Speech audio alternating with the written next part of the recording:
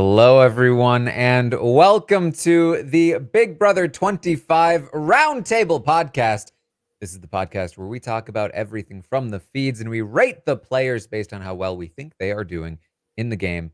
With me this week to talk through it all, we have some special guests this time, including one Mike Bloom. How you doing, Mike? I am so excited, Taran. This is my debut on the Stockwatch. I apologize in advance for my scores, but when in doubt, blame Corey. I'm joking. I'm not joking. Everyone should blame Corey. That's what it said at the end of the survey this week.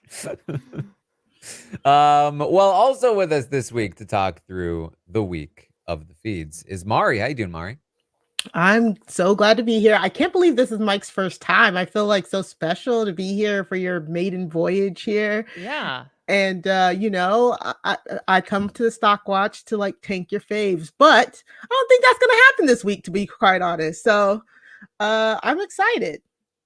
All right. Well, of course, Melissa is away for the week, and we'll be away for a little while, but that's okay because we have some very fun people filling in, and we're gonna enjoy talking about the week because this is listen, the season was very eventful for quite a while, slammed to a halt, stalled out for like 2 weeks.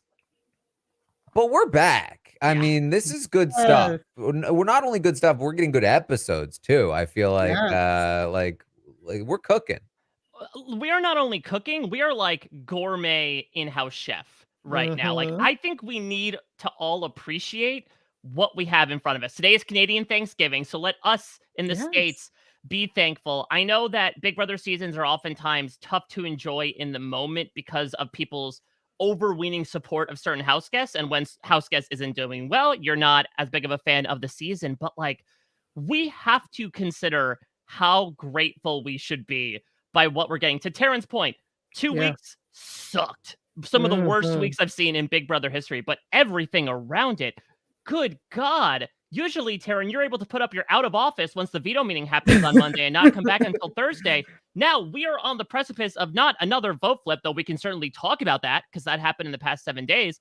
But the cycle of gameplay within this house is just nonstop, and it absolutely elates me. I've been having so much fun this season. And to your point, Taran, I was so happy that once the zombies were dead and gone, we were able to basically rev up back to where we were before.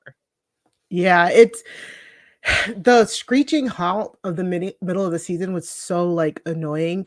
And even when we were on Thursday, I was like, oh God, a Bowie Jane HOH. I don't know what we're going to get this week. But this week has been so good in a sense of like, I think everybody, so I made the joke, but honestly, for me, everybody's stocks are going to be good except for one person, to be quite honest, because I think everybody played this week very well. And I'm so excited to see like one of those weeks where you get an HOH who has an idea of what they want to do, but aren't set in stone, and they actually use the power to figure out stuff. I feel like we have not had an HOH like that probably since the first, before Jared and Cam started trading them. Like the fact that Bowie Jane went in and legit did what she needed to do by getting all the tea she could, getting closer alliances to her.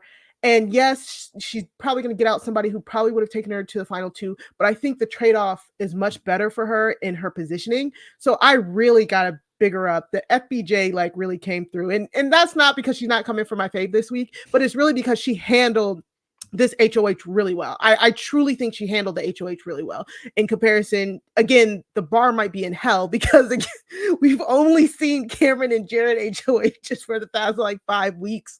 But honestly, this was a really good week, all in all. Yeah, Mike, you said the word grateful, and it triggered me, and it also triggered the chat, and it just made me realize that like I feel like it took until season like 18 or 19 for friendship to be able to be used again, like what with Paul, when they just like overused it, and we were like, but that's the alliance, but now it's fine. you can say friendship and you don't think about season 6. I think it might take 15 years for Grateful to be able to be used. Yeah, tragedy plus time is comedy, so it'll be inevitable Yeah. when we're talking about BB like 43 or something that'll be back around. I mean, it's interesting that you invoke BB18 though, Taran, because now it's tough to say end game because on the one hand, we just started the jury phase. On the other hand, something that I think we will bring up, I certainly will consistently when talking about the future jury house being formed this week, is that we are talking on October 9th. 1 month from today, there will be a winner crowned of Big Brother 25. We are almost there, folks. We have but one turn of the calendar page left until we crown a winner here. And now that I can say, like, we're actually looking at the end game, despite the fact that there are 9 players left, I was actually really reminded of a lot of the stuff happening near the end game of Big Brother 18, where we talk about Cirie thriving early on because of those like survivor dynamics of making one-on-one relationships. But here she's able to thrive in a different way because I think right now we're in voting blocks, baby. It's been so interesting, especially considering that Bowie walking into your point, Mari, was sort of like this neutral force. And watching the first couple days of her HOH reign, all these different parties approaching her with their own agendas in mind and trying to see who would win out. It's like battling over a territory and risk. And it was so much fun to watch. And even though some stuff has been set up as recently as a couple of hours ago, I'm really excited to see how, like, despite the fact there are a few people I think that are set up to win at this point, it does feel still fairly loose in terms of who's working together. Yeah, I really think that Bowie Jane did a really good job in showing that she wouldn't be pushed over, because everybody immediately thought once she won that HOH, everybody thought they'd be able to mold her. Corey in America, Matt and Jag, Cam, they all thought that they were going to go in there and press their agenda on her. The fact that she did give them pushback enough in the beginning to be like, hey, like, back off, to then kind of be able to, like, again, Matt and Jag are doing a great job of managing her and all of that, but you have to give Bowie Jane the credit for, like, legit being able to be like, okay, I don't need to be so rigid in this if it's putting me down a better path. I think just showing just enough resistance to be like, hey, I'm going to make decisions for my own game, but also this could benefit all of us wasn't a bad thing to show this week. You know what I'm saying? Because ultimately, Matt and Jag are getting what they want. Corey and America are getting what they want. Cirie and Felicia are like, it's not me. So they're getting what they want. Everybody's happy with Bowie Jane. Bowie Jane is now figured into everybody's at least final 5, a good portion, a good couple final 3s. And she did it by also feeling like she stood up for herself and that she wasn't just easily pushed over. So I gained a lot of respect for Bowie Jane this week. So I can't imagine that the house guests didn't either. You know what I'm saying? Are you one of the people that went from FBJ to BFJ? Are you calling her Bowie F and J now? I didn't. Honestly, she was never a factor for me. It wasn't like, oh, I dislike her. Oh, it was just like she was there. She was just always like Terrence at a neutral party that I was just like, okay, she's just not doing anything. So I've never had like any like actual feelings towards her. And I was really wanting to see what she was going to give us. And she gave. I mean, she gave this week. And I'm happy for her, And Mari was a BJW. Bowie Jane who? Right. Exactly. Yes. Exactly. Yes. Yeah, it's been an interesting week, and I think that there's a lot to talk about in terms of, is this the right move for various people? Right. Bowie, Matt, Jag, where can this reposition things for the rest of the house? There's plenty to talk about with Cirie, and so it should be an interesting week here on the Stockwatch, as the end game shapes up to be somewhat interesting because with Cam off the board, really the whole game just opens back up theoretically. If the competitions were equal, the game would be very open. Since we know the competitions are not particularly equal, it's more like there's a window. There's a window that's open, and if they're able to get through that window, then they're outside. But right now, they're kind of all still in Matt and Jag's house. Yeah, but Yeah. didn't you hear that Suri doesn't want to go outside? Didn't you see that clip where America told her and she just yells back at her? That is Suri in a nutshell. It's tough because, like, we'll talk about, again, some very recent information that I think is hopefully able to spark back up her game. A flame that I think was really doused, losing Izzy and Jared back Mhm, to back. And we'll certainly talk about mhm. Suri's decision to allow Felicia to go off the block over her. But I think this is exactly what she needs. She was feeling a bit of that drag. It's like 2 o'clock during your workday and you're just absolutely Oh god. dragging your feet around. But like, here comes that afternoon snack to pick you right back up. And I think that's going to be exactly what Serene needs to hopefully surge forward. Yeah, and I think that yes, Matt and Jack still have the highest percentage of chance of getting to the end and winning. But honestly, Cam needs to go. We've just seen that's why I'm saying it's a good move for everybody in that house. We've just seen it way too many times where like the same person just wins out until the end.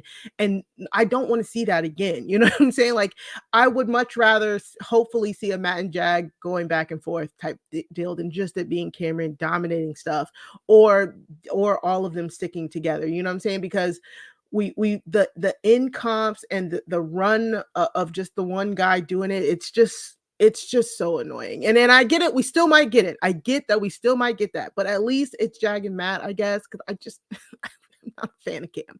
But you have to open that door. Like when you get a chance like this, you have to push him out of it because they got a chance before. He came back by winning more comps to come back. You got to push him back out. It's like when Mitchie wasn't available to be sent out from the final 9 on. Taran, you'll probably correct me. There was Like you one can't. little window at the double eviction. Yes, like you can't let that window slip past. Just like Ty from BB Can 11 this season. You cannot let that person go unpushed out. Push him. Like Helen was pushed, push Cameron. Cameron was pushed. He needs to go.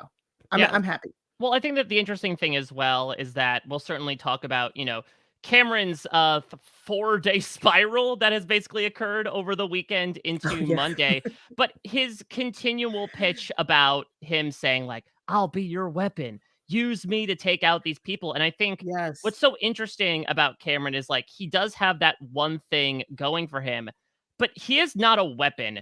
He is a game of Russian roulette where you'll spin the chamber Mm, and yeah, maybe it'll take out other people, but there's as equal of a shot that he will also take you out. I think through his actions throughout his entire HOHs, I know, Taran, you've talked about this idea that the sliding door of like, should he have backdoored Corey? It's not a make or break thing for Cameron's game. If anything, putting up mm-mm, Jag or Matt or even Bowie should have become a thing. But I think if anything, the way he handled that idea might have been that sliding door, because I do think that was a key reminder to those three in particular, the way that he handles power.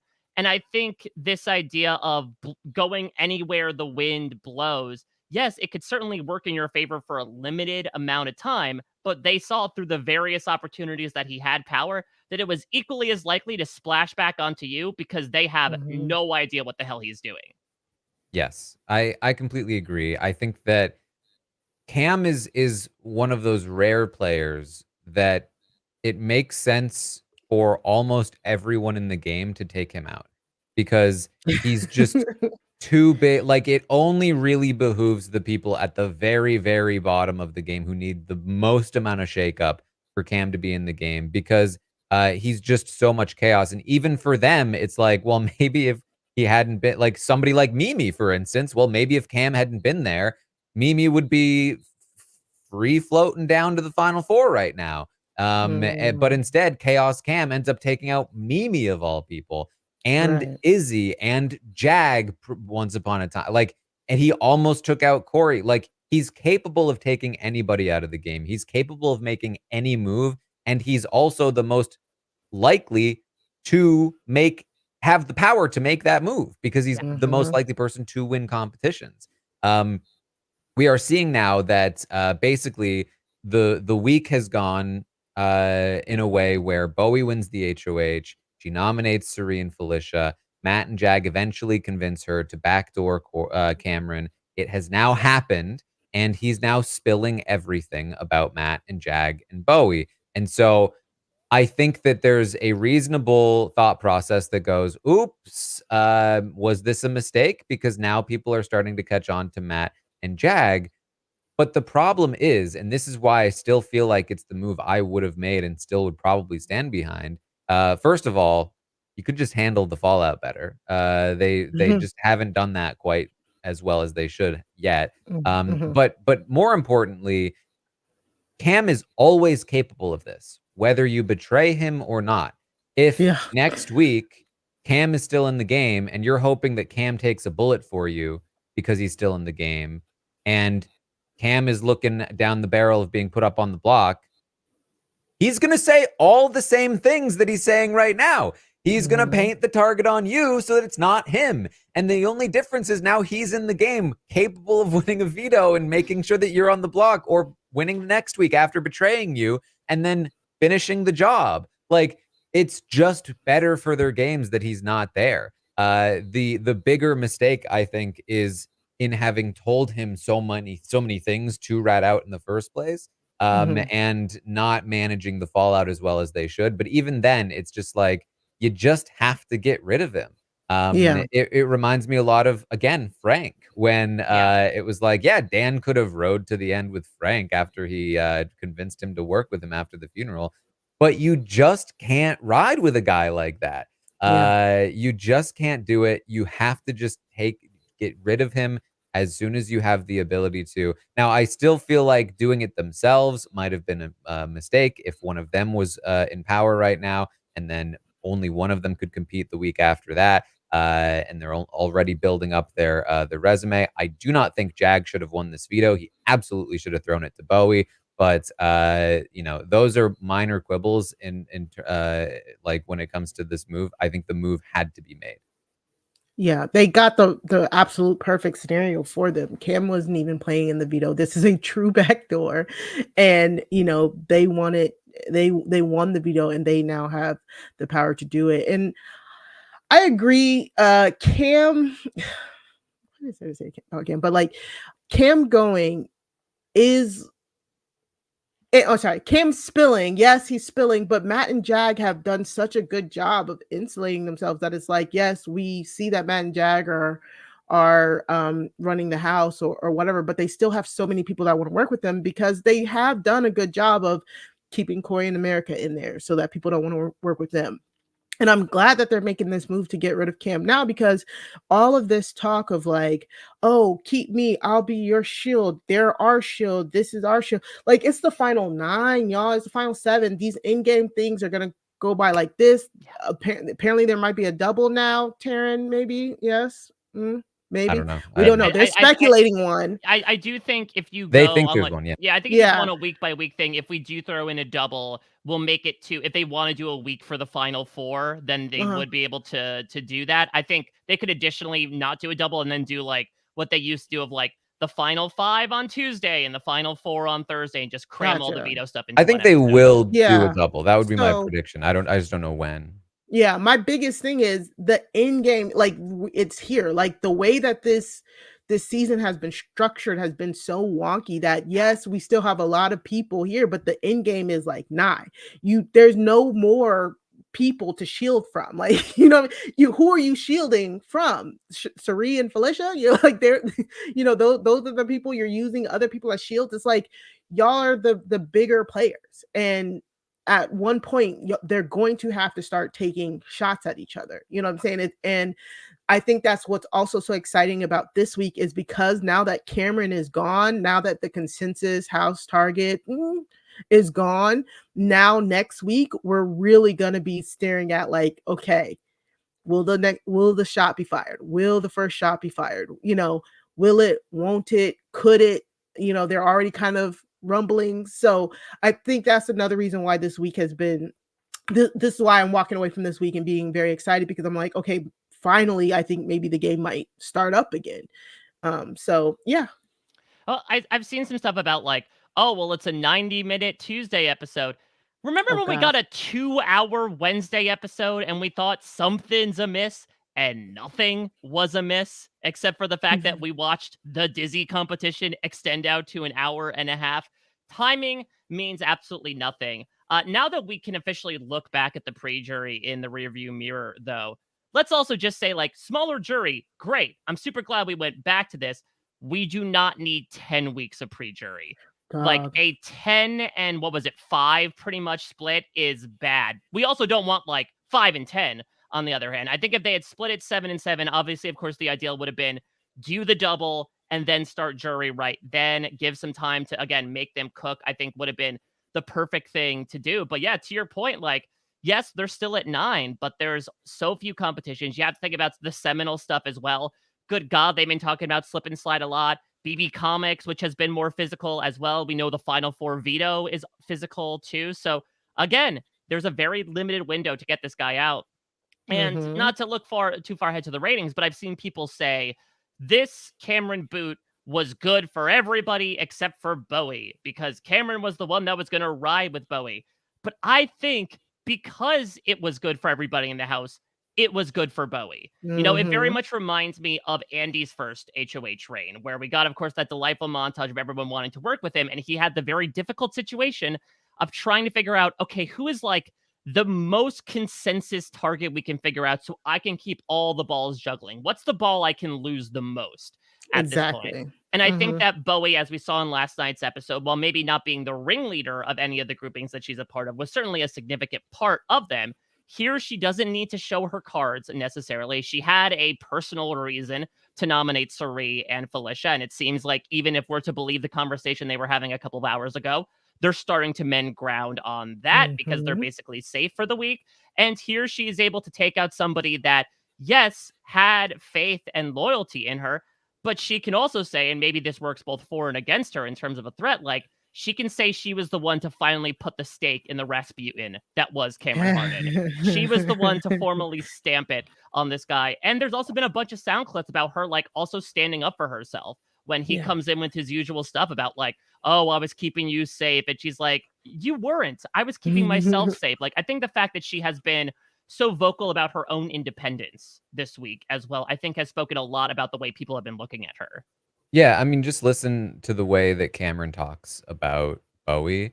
The way that he was like, you know, I was the one that was there for her when she was crying about Red, and I didn't expect anything from her, but I expected something in return, essentially. And like basically, I carried her here, I kept her safe on my HOH. Like, he very clearly does not have a lot of respect for Bowie as a player, and her allowing him to quote unquote carry her through and going down toward the end with him only helps accentuate that perception. So now he will likely be going to the jury, and maybe he holds that perception. Maybe he's bitter about this and he's like, she's ungrateful, she was just doing the bidding of Matt and Jag.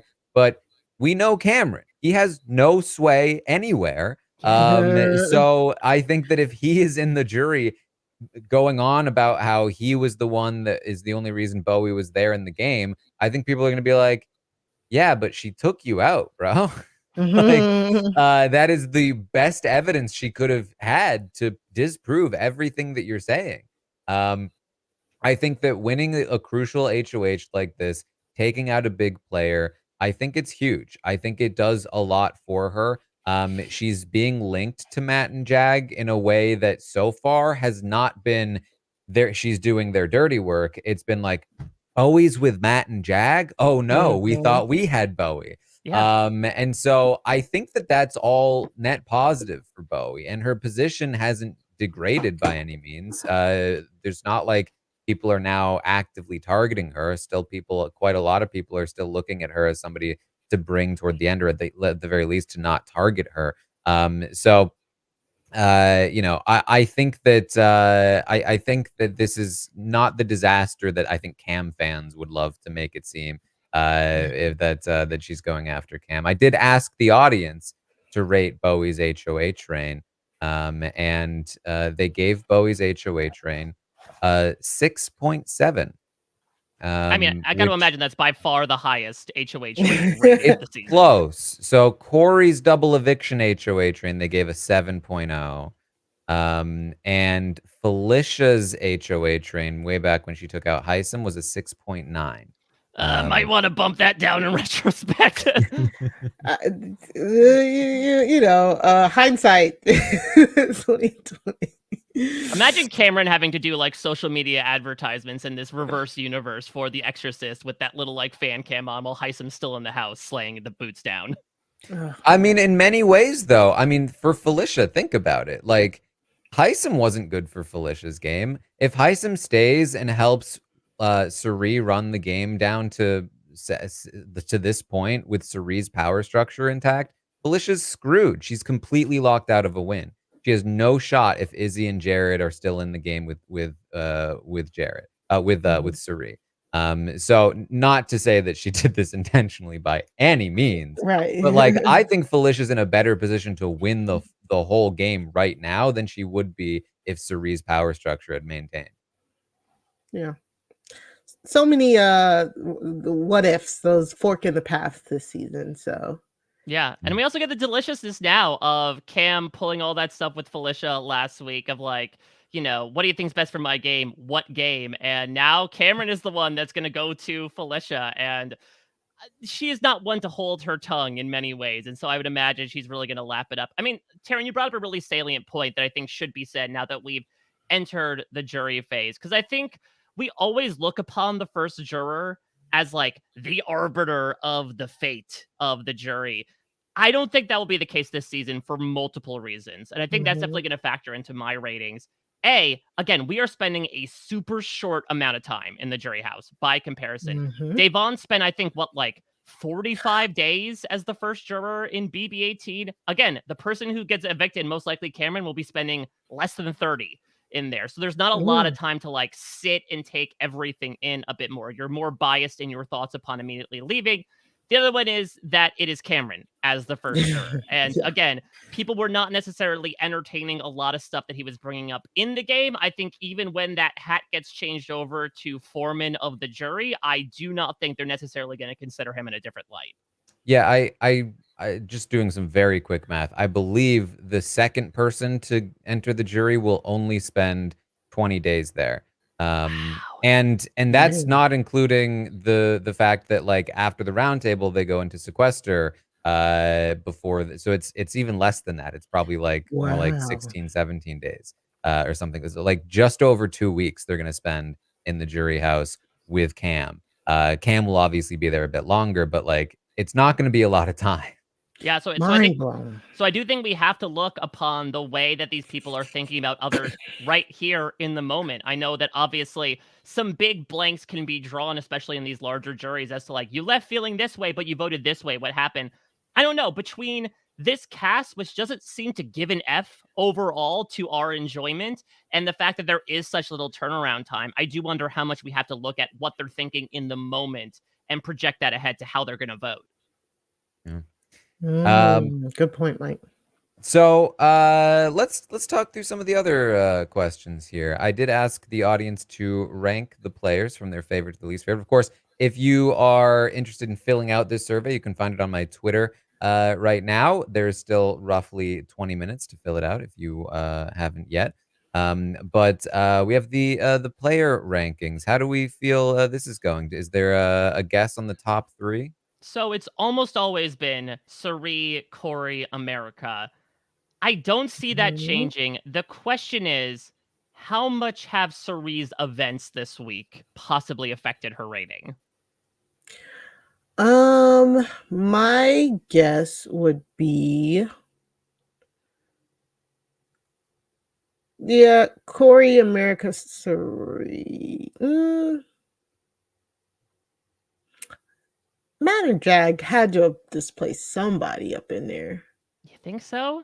Again, these three have been like a rock solid thing. And I feel like Corey and America, like if Corey had gotten backdoored and sent out, then yeah, I could have seen it. But I don't know. I just feel like nothing has happened with the two of them in particular to make them so fall out of standing. I'm going to say Matt, Suri, Corey. Okay. Before I answer that, I actually have a new question that I just thought up. Do you have a guess at whose position in this list increased the most from last week? Ooh. Bowie Gaines. Wait, who'd you say? Bowie Janes. Yeah, I mean, that's definitely the case. I think that she might be like a modern day Jessica Milagros of coming in, being a bit trouble in the beginning, but a little bit more aloof, coming in and like making a big move, winning a clutch competition, and like making a name for herself amongst the fan base. You are both incorrect. Bowie Jane is in exactly the same spot as she was last Whoa. week. Okay. Yes. You can take a second Felicia, crack then. at it. What'd you say? Felicia. I feel like Felicia was sort of like in the middle. Yeah, maybe her calling out America and Corey made her jump. I might say Jag. I feel like Jag was sort of like in the middle from a popularity perspective. And I feel like him preventing the Corey backdoor, helping the flip to take out Mimi significantly rose his stock in people's eyes. Mari is correct. Felicia jumped over a now evicted Mimi, and then both Jag and Matt to land in fourth Wow. place. Oh, so Mike was still correct. So the top three, Suri, Corey, America. It's the same as it has It's been the always last the few same. weeks. Yeah. But Felicia has jumped over, again, Mimi, Matt, and Jag to get into fourth place. Matt and Jag are then next, followed by Bowie, and then Blue, and then Cameron. Bowie stayed third to last. But I will say the numbers are a bit closer this week than they were last week. Last week, there was a very clear top three. This week, their overall scores are a little closer to the next few. Felicia has a decent lead over Matt, but then Matt, Jag, and Bowie are very, very close to each other. In the house Then as there's a big drop to Blue and another big drop to Cam. I mean, I will say Yeah. from like a pure popularity TV perspective, Felicia has been giving us such So incredible good. television the past 2 episodes between her starting the fight. And again, I go back to my point of like, please let us appreciate this. We have been living so like relatively conflict free in the Big Brother house for so many years. Even last year when we had conflict, it was like really grody with Daniel yelling at Taylor. We've gotten so many fights this season and it has been so much fun. And then yesterday, God, her segment was just absolutely incredible and beautiful. And so I think we've been getting so much Felicia content as of late. And I feel like that does translate into a high rating as well. Yeah, I completely love Felicia, and like Mike said, we've had so many fights this season, but they've all been game related. It's like, thank God, you know what I'm saying? It's like they've all been so game related that it's just you can just enjoy it without feeling icky. You know what I'm saying? So Felicia is literally she is like my parents' age. The things that she talked about are things that like my parents both went into the Air Force, and like she said back in the day, like especially for like Black communities and stuff like that, the military was a way to get out and to like make something of yourself. And that's where both of my parents found themselves.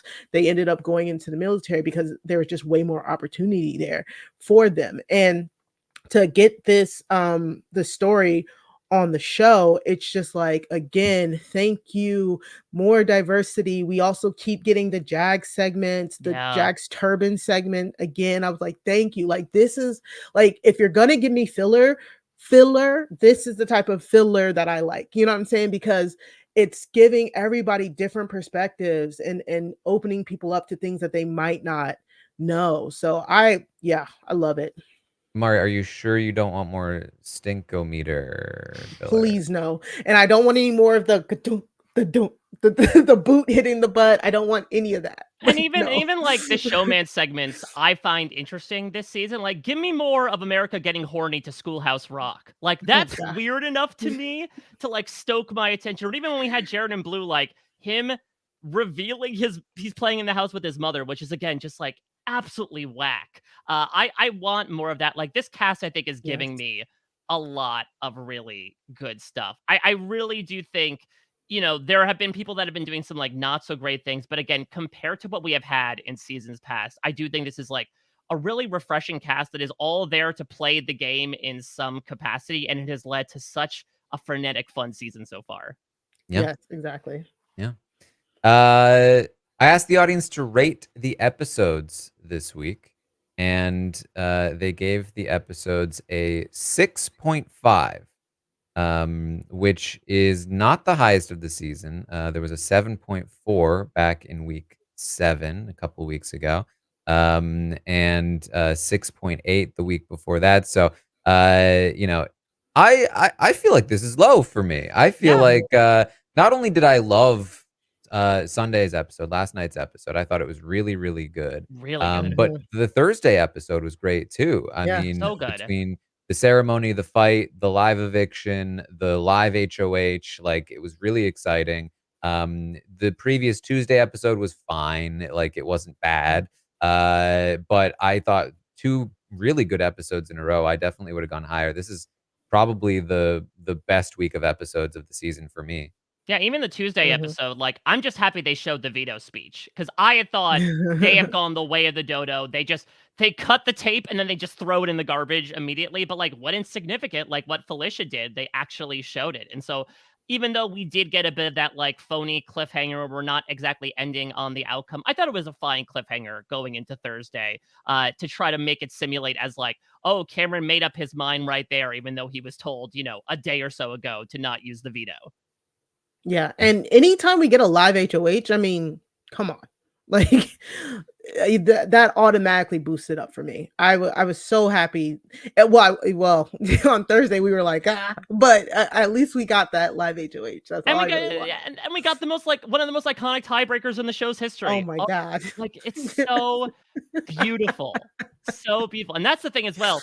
I mean, like we could certainly look again towards sliding doors. If Felicia did not do bad math, maybe Cameron wouldn't have gone here. Maybe things would Mm, have looked a tad bit different. But because Bowie Jane accidentally won the HOH by nearly saying the quote ridiculous answer that Jared spent less than half an hour of a 7-day week as a zombie. As a result, Cameron's now going out of the house. yeah. Yeah. Wow. I also asked the audience to rate the feeds this week. They gave the feeds a 6.6, which I also felt was a little low. I feel like they've been pretty like, this is the most sort of like excitement I think we've gotten on the feeds for the last like month, really. And it's been good stuff. So I don't know. I feel like the audience underrating the week a little bit. But I did ask the audience to rate the season as a whole so far, because the last 2 weeks, the rating has been a 6.4 twice in a row. Mm, It fell down into the sixes. This week, though, big jump back up to a 7.0. We're back into the 7 range. So, yeah. we're back. It should be. They flipped the house. They freaking Mhm. flipped the house. That's wild to me. Again, this is something we expect to happen like once or twice. It's happened what the third time? Maybe if you count like the flip and flip back with Riley and Heisa, maybe we're talking like 5 weeks. They've Mhm. basically done this. Like, and even so, today, we're to that point about the live feeds, like there's still stuff that's spilling out. Even though the outcome is pretty much written in stone, there's so much stuff being spilled out right now that could pretend the future for the next few weeks that like these feeds I feel like are giving no matter what. And I'll say again just how happy I am that like we've gotten back up to the momentum. We were certainly worried in a post Izzy society that things would not get back up to that speed. And while I think the frequency isn't there, I still think the quantity is there in terms of just sheer amount of gaming. Yeah, I mean, in terms of 9 people being left in the house versus the 17 we started with, this is the most amount of activity I think you can expect with 9 people in the game. There's Mhm. so many different factions all having their own agendas, all vying for different things. And usually the most excitement you get at by the time you get to Final 9 is like, will the big group turn on each other and form into 2 groups, Yeah. or whatever, like, or maybe there's 3 groups, but we have basically almost we have, like, Corey in America, Right. you've got Matt and Mhm. Jag, and kind of Bowie now, so Mhm. they're kind of a Mhm. trio. You've got Suri and Felicia. You've got, Blue kind of, like, figuring out where she wants to go, Mhm. and that's excluding Cameron and how this has all been shaken up to begin with. It's very interesting stuff. Yeah. Um I asked the audience, is Jag making the right decision for his game with the veto? Ooh. Now, this is kind of like implicitly a question about like, is this the right play? Because if he can choose to not use the veto, not backdoor Cam, He's choosing to use the veto to facilitate the backdoor of Cam, and 91% of the audience said yes, he is making the right decision with the veto to take down Felicia and remove Cameron from the game, which is a much higher percentage than I expected, but I do agree with it. Yeah. Yeah. I mean, you have to take this. You have to take the shot. It's wide open here. You don't want to have to deal with, again, a Cameron, also Corey, also like America, also Blue later down the road. Down the road, like take Cam out now. Both, like you said, Taran, both Matt and Jag can play in HOH next week, and then they can start deciding if they want to like really take shots at Corey and America, or who else they want to take shots at. Like, I think this is great gameplay for Matt and Jag. I think the tough thing is that, like, I agree the decision to use it is good. I think the follow-up is a little TBD right now. Yeah. At the time we are talking, which, like, again, I feel like this season, the roundtables need to be, like, time-stamped now more than ever because things flip You're on a telling dime. me. But we are talking a couple of hours after Cameron has outed essentially a bunch of stuff that happened last week, primarily throwing it at the feet of Jag. And I know that Jag and Matt have had this conversation of, like, what if the fugitive gets dropped? Cameron has not said the F word yet, but he is sure to, considering what he has been implying to them the past few hours. And so I feel like a lot is going to be indicative on like how they handle cleaning that up, because we certainly know that one person in Suri is firmly turned in Jag's direction. So it's something where I think the move in the moment in this week, I think is good. I think it comes down to how is he going to like result from what Cameron then brings as a result of the move, and how is that going to affect his game? Yeah. Yeah, and I will say this again. If I'm going to criticize Jag for the use of the veto, it's in having won it in the first place. I don't think he should have won this competition. Whether he throws it to Bowie or Felicia, it literally wouldn't have mattered at all. He could have thrown it to anybody in that competition. He should have been out first round, as far as I'm concerned. You don't need to win your third veto here.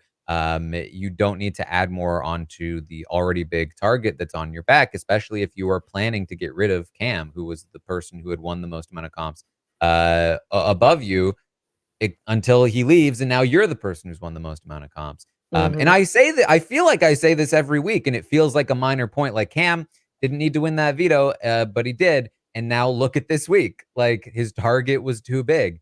And I feel like the same is true of Jag. I just feel like I know it feels like a small thing, but it really builds. And unless you need to win the veto, unless there's a really good reason for you to win the veto. And I get that he wanted to make sure it would be used, make sure that Bowie would go follow through with the move. And if Bowie wins, maybe she decides to go against it, right? Change her mind.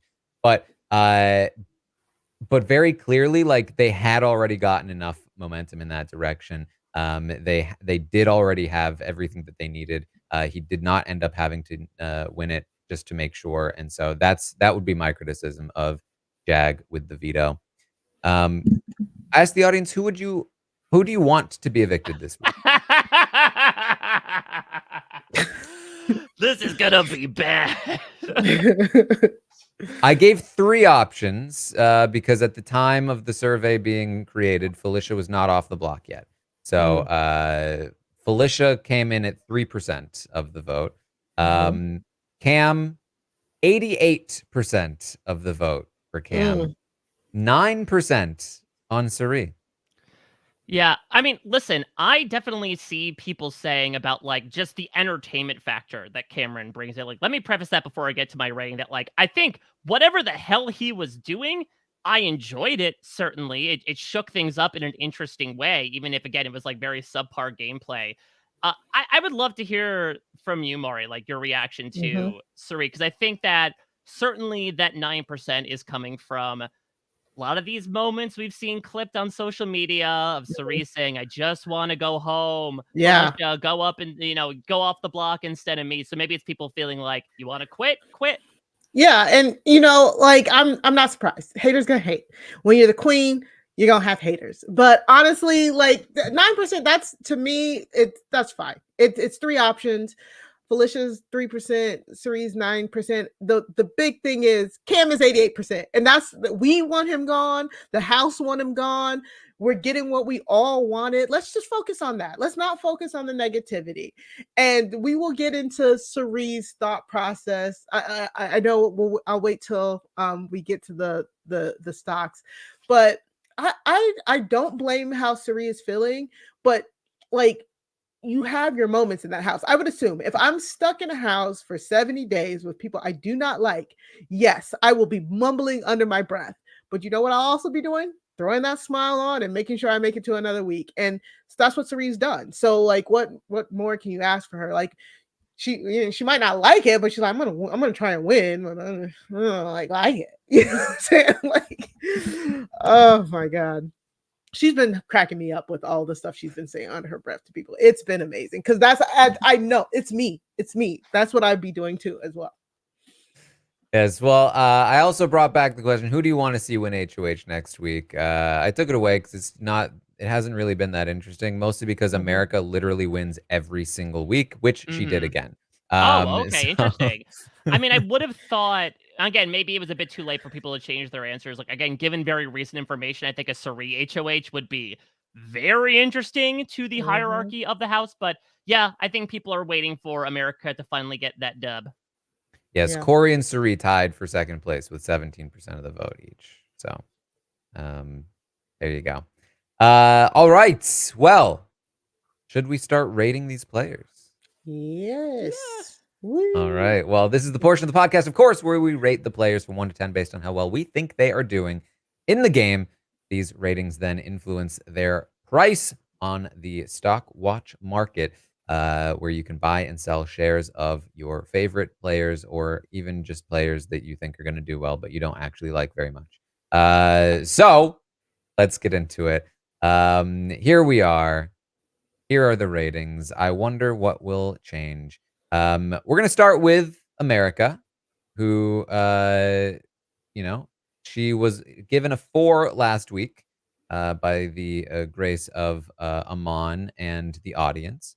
And has that changed? Is America in a better spot here moving forward? That is the question.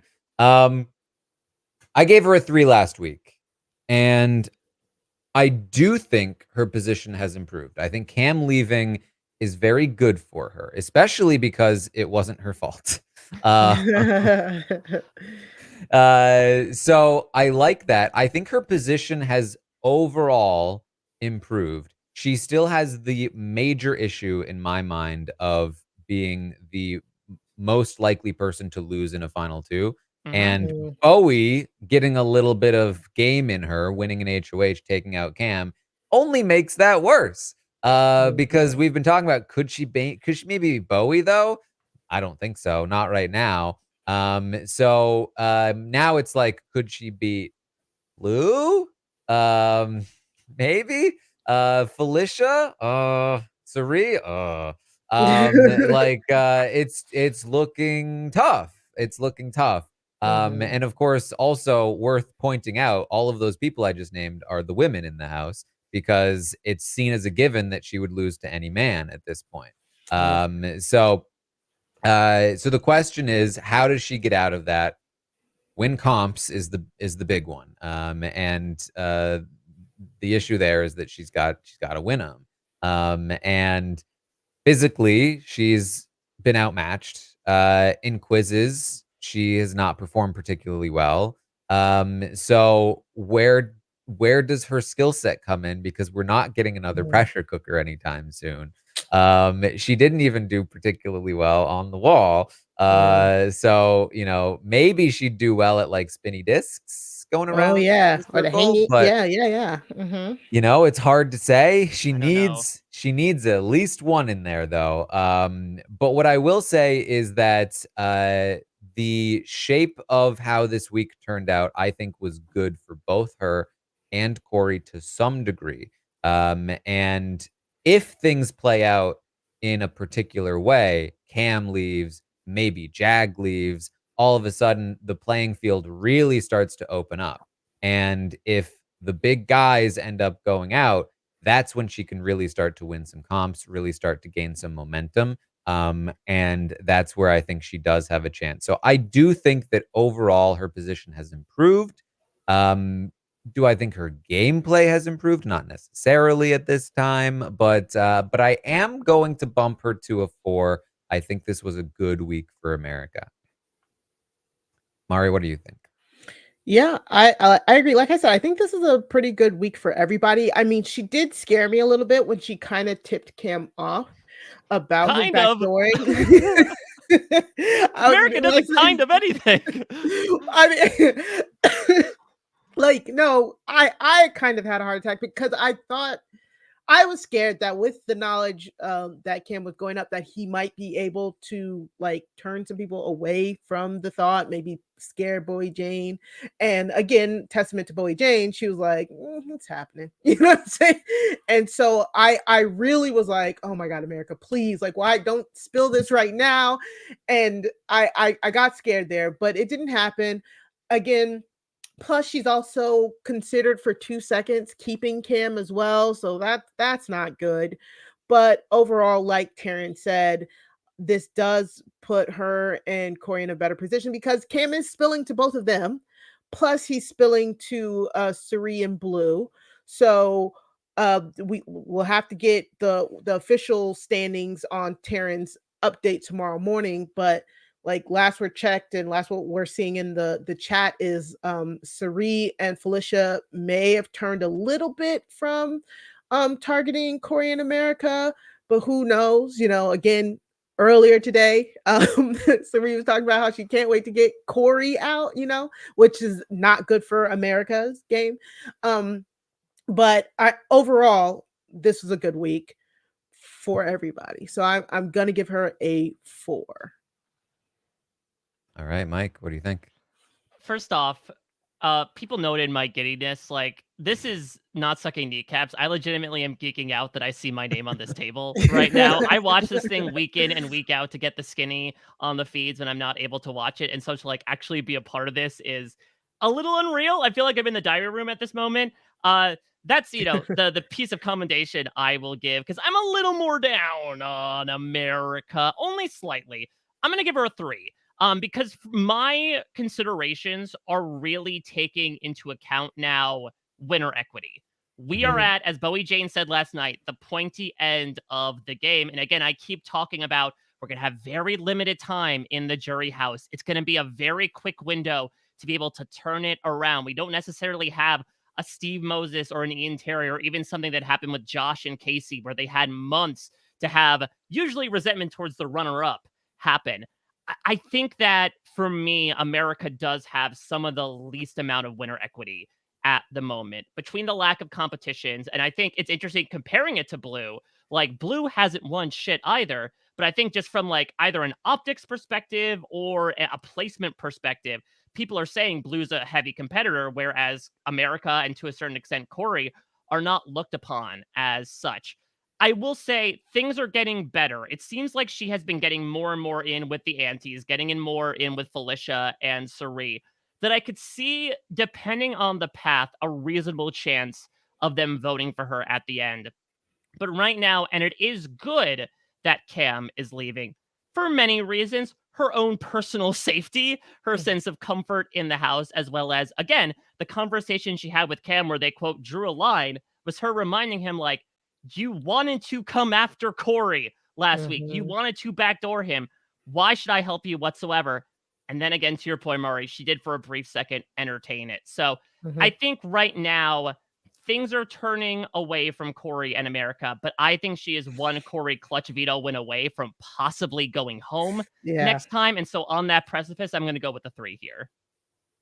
All right. Well, the audience is more in line with Mari and myself. They also gave America a 4, but I agree with all of your points there, Mike. I think that the 4 is probably as high as I can get on America until something big changes, and it's definitely on a downward slope if nothing does, because she will run out of time. So yeah, we'll have to see. Yeah, And I mean, oh, Go ahead, Sorry, Mari. Mike. I was gonna ask Taran because I saw a conversation with Corey in America. They're also still kind of talking about going after Matt and Jag at 7. Mhm. Right? They're not even talking about going after them Yeah, they still want to next go. They week. still want to go after Blue next week. Right. And like that. Meanwhile, Matt and Jag are kind of over there like, well, if we get the shot at Corey in America, we might just have to take it because they've reeled Blue back in. I believe, if what I was watching today is correct. So to me, it even also still sounds like Corey and America aren't even really wanting to win an HOH right now.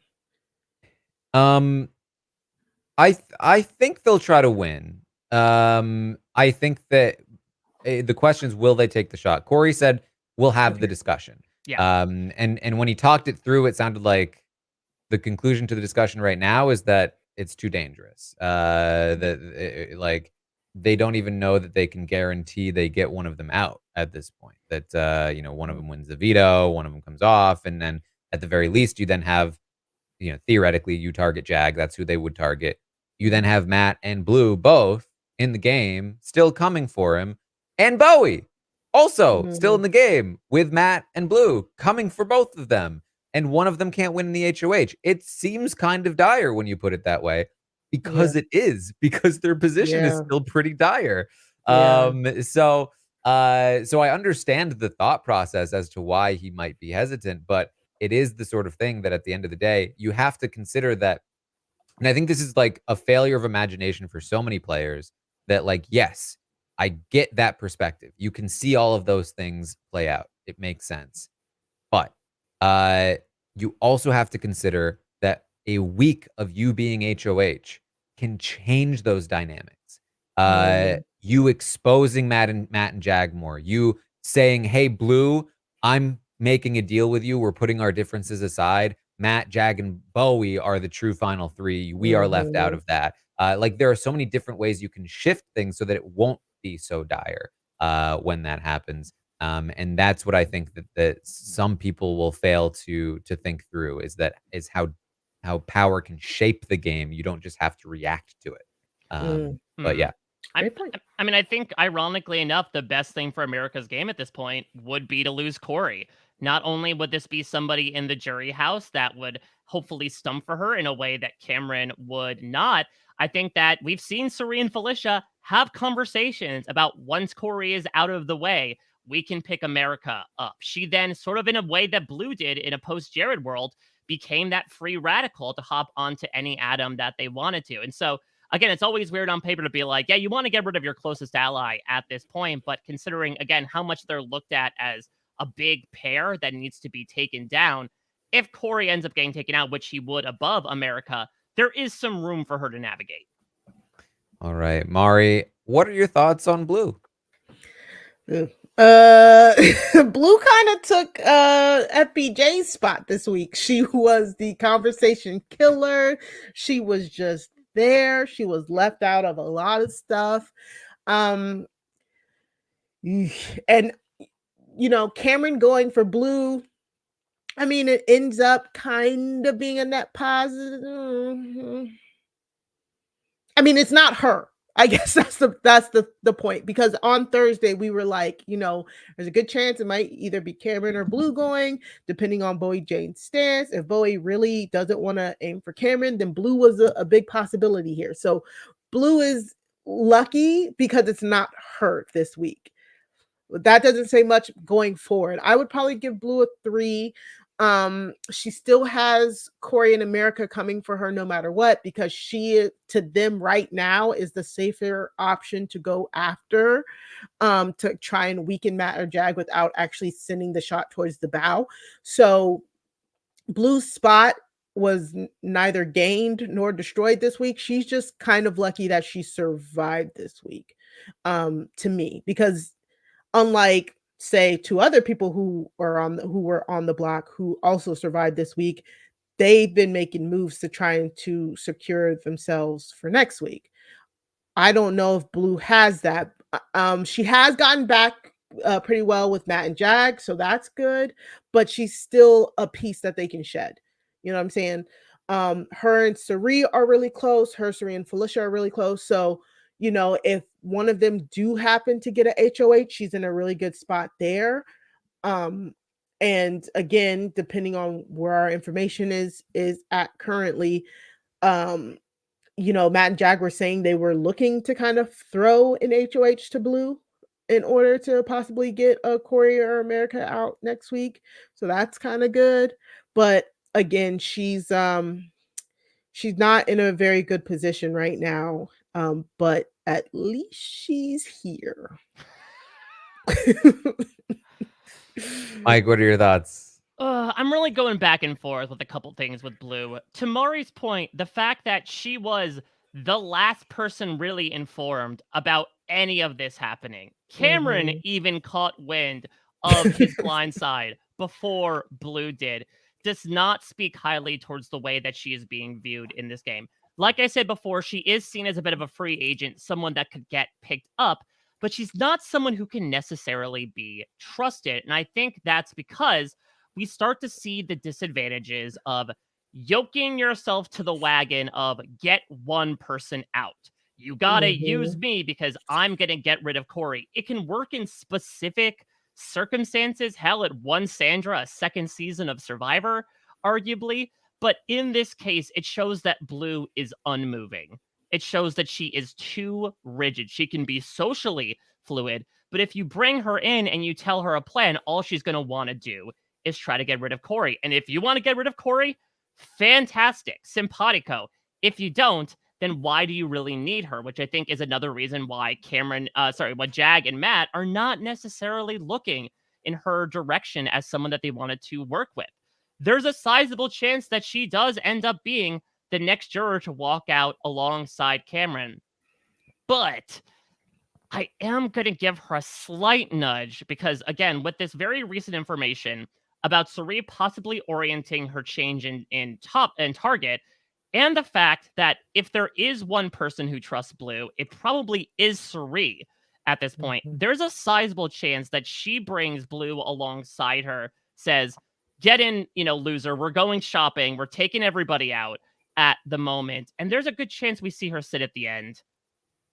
But I can only have it go so far since, again, as I spoke with America, I'm putting a lot of winner equity into this. So I will be generous here, and I'll stick with my 3.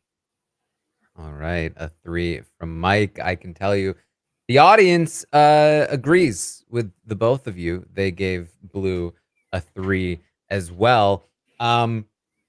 I am low on Blue, maybe not quite as low as the two of you, mostly because, similar to America, I do feel like her position has improved this week. Again, not really due to anything she was doing. In fact, when we talk about her being on the Corey train, I think who was it? That's Jag's brother received a Starbucks gift card for using the video. I think Blue's sister should receive a Starbucks gift card because if not for the grace of Blue targeting Corey, he would have gone last week, I think. Her obsession with taking him out was the thing that kept him in the game. And so, her gameplay, not exactly effective at this time. But I do like where she comes out of this week for the most part. She does have to worry about Corey in America. And I do think that she is in imminent danger. I think that if they win, she's in trouble. She's in not a good spot. But if anybody else wins, she has gotten back in with Matt and Jag. They are looking to target Corey. Now that could change as well. They might go back to targeting Blue first. It's possible. And that's why I can't go as high as the America score either. I'm going to give her 3. There's just too many different ways she could leave as early as next week, whereas America is just so lock safe for now. But I do think that unlike America, who's like definitely on a downward trajectory, I think that Blue has a little bit more upward trajectory. If she survives next week, she can go in multiple directions. She can either Corey's gone and she then has a chance to win and take a shot at Matt and Jag, or the shot gets taken at Matt and Jag. Maybe she does it, and the game opens up and she's working with Felicia and Suri, and things are okay looking there too. So I do think that there's a chance. It's just not a very high chance that this number moves up in the future. Mike, what are your thoughts on Bowie Jane? Oh, there are so many thoughts on Bowie Jane Ball, the DJ barrister, whose hair looked like a shark's fin, and she's got the teeth as well, according to Zingbot. I think this was, again, a good week for Bowie Jane. Again, I hear the arguments of, like, what is she doing? She's putting up the one person that would vouch for her, but she is leaving in a definitive net positive, where much more people know, okay, as an HOH, you are sticking to your guns. You are able to prove that you have a brain that you use to think, which, again, is very small to say, but not a lot of people were thinking about it, to be honest. On top of, you're able to entertain other ideas, which is the bar is in hell, but we can't say that about every HOH this season. People were thirsty for that in a head of household. What Bowie Jane brought was sanity back to that HOH room. And that is, I think, something that was in dire need when it came to the most prominent position in the house. My worries are that there is a chance. Now, look, we have seen certainly a curse occur throughout the house of people who win power often immediately get targeted because, oh my God, you're a comp winner, because the shift in the balance was so slighted towards Cam, who's now out the door. We're only looking at Matt, Jag, Felicia, and now Bowie as people who have won and Corey, who have now won competitions. But I still feel like she's not looked upon in that huge of a light, in my opinion. Again, it's not like she absolutely beasted out at everything, and now people are saying, where the hell did Bowie Jane come from? I know that people are also saying, why would she go to the end with Matt and Jag? She seemed to express on the show that's her prominent final three. But let's look at the first part of the final three HOH. It is not only endurance, but it is sort of what you were mentioning before, Taran. It's hang on to something. It's sit on the disc. It gets slammed into the wall. And let's look at the wall. Bowie Jane did a hell of a lot better on the wall than Matt or Jag did. So if she makes it to the final three, there's a sizable chance that she makes it to that final two. And if she's put enough together at this point, believe it or not, there's at least a bit of a chance that she could take it considerably more this week. I'm not going to be Delulu here, but I am going to scoosh her up, definitely more so than my compatriot Amon did last week in the same. I'm going to double it and then add some. How's that math for you, Bowie Jane? I'm giving her a 7. A 7 from Mike. The audience also positive on Bowie. Not quite as positive, though, as Mike. They gave her a 6. And I am inclined to agree with the audience on Bowie Jane. I'm also going to give her a 6. I do think this is a net positive move for her. I think that the way that she played her HOH was well done. I think the reason why we haven't heard yet all the talk that the audience is saying about she's just doing Matt and Jag's dirty work is because of how she conducted herself in the first portion of her HOH reign. She spoke to people, heard them out, and then gave her own solid opinion and made it very clear to them that she was not being swayed. And I think that's very important. I think that the path that she's on now is a little bit riskier than the one she was on before. She was a lock for like final 4, maybe even final 3. But what were her chances to win the game? Not particularly high. Her chances to win the game, I think, are now a bit higher. I think that she's in a spot where she does have a claim for some respect. And she's in a position where if everything goes wrong for her because her allies don't win and they get taken, shots get taken, that also works for her because the shots aren't coming on her. And that means she's making it to like final 5 probably, or final 6 even, with a new chance to reconfigure the numbers and be probably the most physical person left in the game to win a bunch of comps. Like there are a lot of paths available to her, and her win equity, I think, has gone up. All of that said, it is still a riskier path, and I am usually very critical about moves that appease the house, you know, and take where you take out somebody who's like on your side, essentially. The problem is I just don't actually see Cam as on her side as much as more people do. I think that Cam is always a wild card, willing to throw anybody under the bus. We saw just how much being an ally to Cam helps you in the game. Riley found out, Red found out. It doesn't work very well. So I think that ultimately it's a good move, but I'm not going to go quite as high as the 7. Mari, what do you think? Whoo, y'all got me going back and forth. But honestly, I have to go with my gut, and I'm gonna give her a 7. I really want to congratulate her for this HOH week. I like literally my notes should say this is a great HOH week for Bowie because all of the things that the both of you said, but she's also like opening that path. She's talking more with Felicia and Cerie. They're floating ideas of a final 5 with the 3 of them and Matt and Jag. And as much as people are like, well, FBJ going with Matt and Jag, that's a bad decision. It is, but what if Matt and or Jag decide that it's like, hey, I need to cut the other one in order to secure the W. Now they're 2 broy bros, so I don't know if that'll really happen.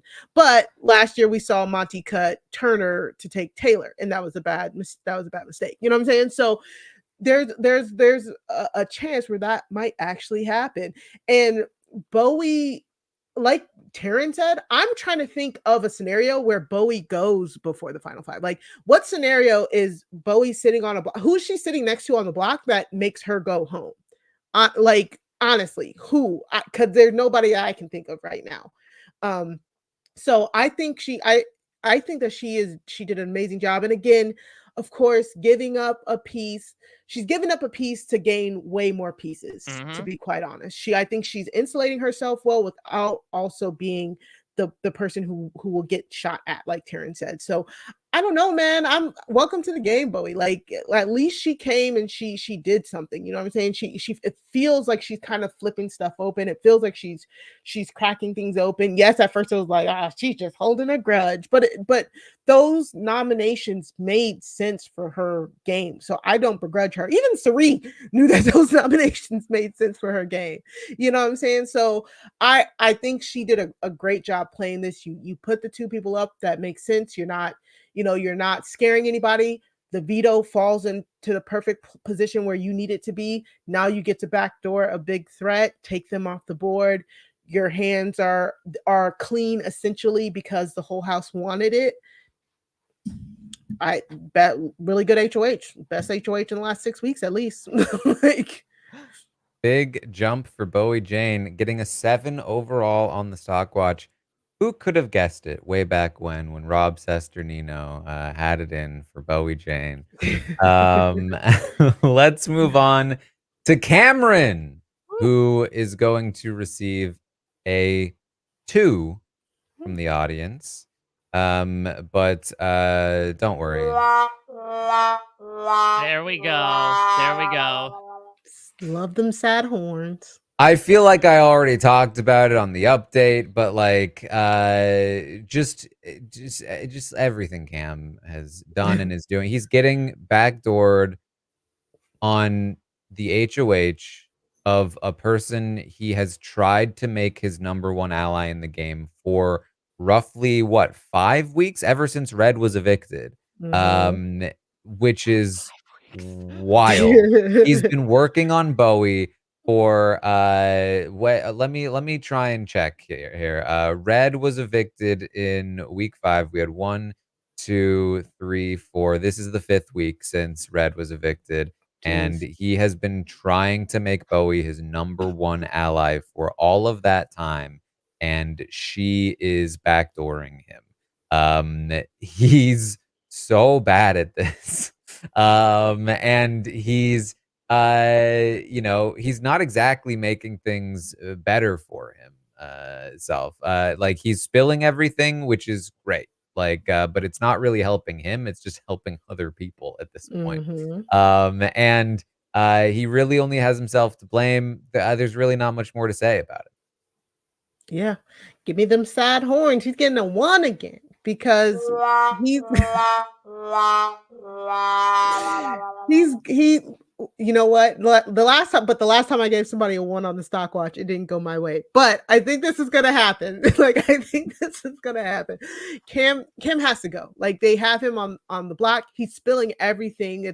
We don't need you no more. Thank you for giving up the state secrets. Now you can go. Like, I am so happy he's going. I cannot tell you how happy I am that he's going. It's whatever. I am just like, this could not have come at a better time for everybody, because now the game is afoot.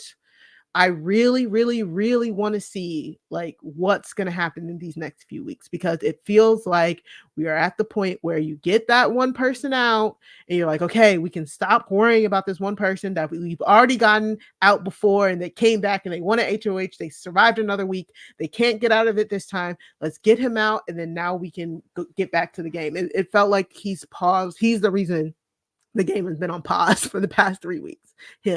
So him going is just starting it all over again. So I'm happy. And yeah, see ya, Cameron. Remind me, Taran, how many children does Cameron have? I believe 1. I think that's adequate then. Shout out to Stevie.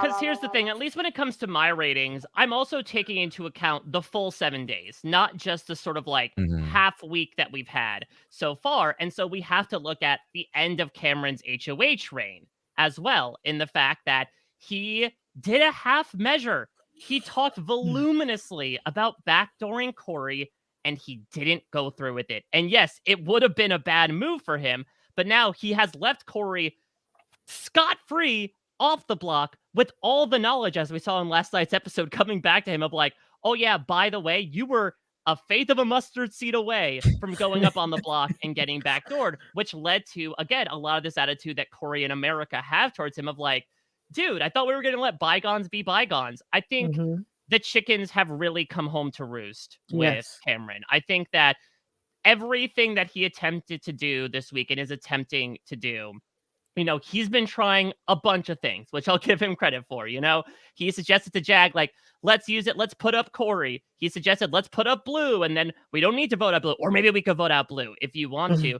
But the fact that he's throwing everything out just, again, speaks towards this idea that he is someone that will blow with the wind in any way and is entirely upfront about it. He was given a new lease on life, and I think, unfortunately, he shirked it a bit. He wasn't immediately revolving door, but he was at the first opportunity, basically, because he won HOH, just because, as America pointed out, he kept coming in, doing the exact same thing, and hoping he get a different result. And that, my friends, is the definition of insanity.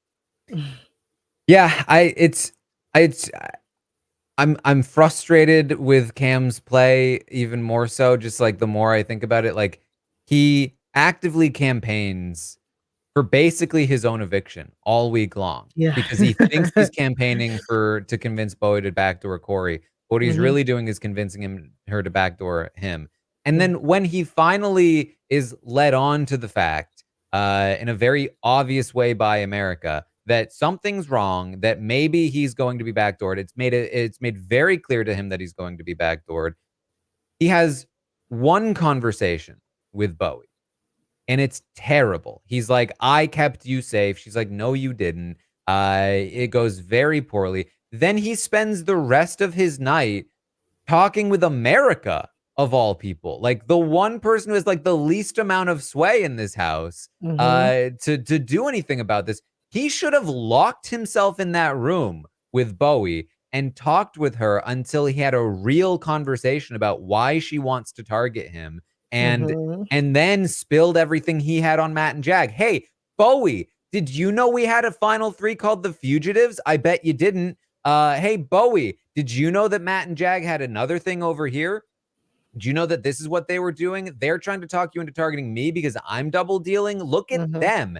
Like, there was so much he could have done. And I talked about it that morning. I was like, if he can get Bowie in a room, there's a chance. She didn't want to do this. She only recently was convinced on some very flimsy pieces of information that you could just flat out deny if you wanted to and spin it back on them. And yet he spent he spent hours just hanging out in the hammock with America, while Bowie got drunk with Jag and Matt upstairs in the HOH room. Like, what are you doing, dude? Like, this is just, it's terrible play. He needs the one. Now, that being said, I think there's a sizable chance he's in contention for AFP. I know that he's the first juror, and people were saying, oh, he'll be out of the house for a while. But again, less than a month. That is not a long time to be out of the mind's eye of the viewers. The fact of the matter is, he brought chaos. Listen, I really enjoyed the pie ceremony for many reasons, just because it took, like, I will forever remember that moment, because that was one of the rare times as a live feeder that we were all taken by surprise. He completely went rogue, which, again, is one reason why he is getting a 1 right now. But at the same time, I do think the amount of entertainment he was able to provide on top of the underdog, on top of, I would say, maybe fitting like certain demo types that have been AFP seasons past, I do think there's a fairly good chance he'll get a nice chunk of change in a month's time. I mean, if that happens, is that the biggest drop in quality of who was season 18 AFP? Victor. Okay, so yeah, probably the biggest drop is sort of like the dollar store Victor. Yeah, and Cam's chickens roosting, like you said, because now at this point he's campaigning to America and Corey for their votes, and Corey's like, you're not getting my vote because you didn't choose us. You chose Matt and Jag, and you chose wrong, dude. It's over. Yeah, they outplayed him. They literally outplayed him, and too bad, so sad. Yeah. Let's move on to Cirie, because Cirie is on the block right now. And Cirie volunteered for this position. Hey. I believe I get to start this column here, sir. And feel free, Mari. Get to say, I got to get my notes out. Okay. 2 things can be true. Cirie can be utterly disappointed with the people in this house, be beat down because this is the longest she's ever spent on any type of reality TV show ever. Isn't this like 2 of her Survivor seasons put together, going on 3? So she's played 121 days of Survivor. We have reached past the halfway point of that in one Big Brother season. With people, again, that she does not like. So, yes, she can be in a position where she's like, you know what? I don't care. I hate everybody. If I go home, it is what it is. But she could also be playing her ass off, and she is. Even at half mast, even at half caring, Cirie is outplaying half of these people in here socially. Like, that is astounding. Yes, okay, she said, yeah, leave me on the block. But in that motion of saying, leave me on the block, she brought Felicia tighter to her, because she's like, I don't want Felicia packing again. I don't want her to have to worry. Felicia is so thankful and grateful to Cirie. And she also signaled to Matt and Jag. Matt and Jag were like, man, Cirie really trusts us because she's okay with staying on the block. We trust her. We're keeping her in tight as well. Like, socially, Cirie went into that meeting with Bowie Jane and was like, I'm not going to convince Bowie Jane who to put up. She even we saw in the episode, she was telling Felicia, like, we can't try and push who Bowie Jane's going to put up, because Cirie knows she can correctly identify when she does not have the power. And she went in there, she told Bowie Jane, like, basically, like, do what you got to do, whatever. And by the end of the week, they are now here building a bridge, because Cirie didn't go in there and piss Bowie Jane off. Like, somebody named Cameron or somebody like Corey. You know what I'm saying? Like, Cirie being able to know when to turn the game up and when to turn it down, that is a skill. We have been talking incessantly about how Corey orchestrated a huge move in the middle of the season and then stayed playing the exact same game he was playing, and is now in a situation that does not behoove him. Cirie ran the game for the first half of the game, and now she's in a situation where she has to lay low. She is Aaron Burr. She's not lying still, she is lying in wait. And that is exactly what she is doing. She is from a lying in wait position, and she is slowly getting her tendrils back into this house. And so you can be mad all you want to about her complaining about her situation, because she wants to complain. She was sitting there crying, like, what was that, yesterday or the day before, because she missed her home. She missed her kids. She missed Izzy. It is okay to have a moment to yourself and be like, I hate it. Like, I hate it all. But she's still here. She's still playing. She did not tell these people, send me out the house. And until she tells these people to their face, send me out the house, or until she self-evicts, I am not going to treat her like she is a quitter. So Cirie will be getting a 7 from me because I love her. She is doing an amazing job on the ascendancy. I think now, with all of this information that Cam is giving her, giving Blue, giving Felicia, she can really do some damage depending on who the next HOH is. And so, yeah, that is my thoughts on Cirie. All right, Mike, what do you think?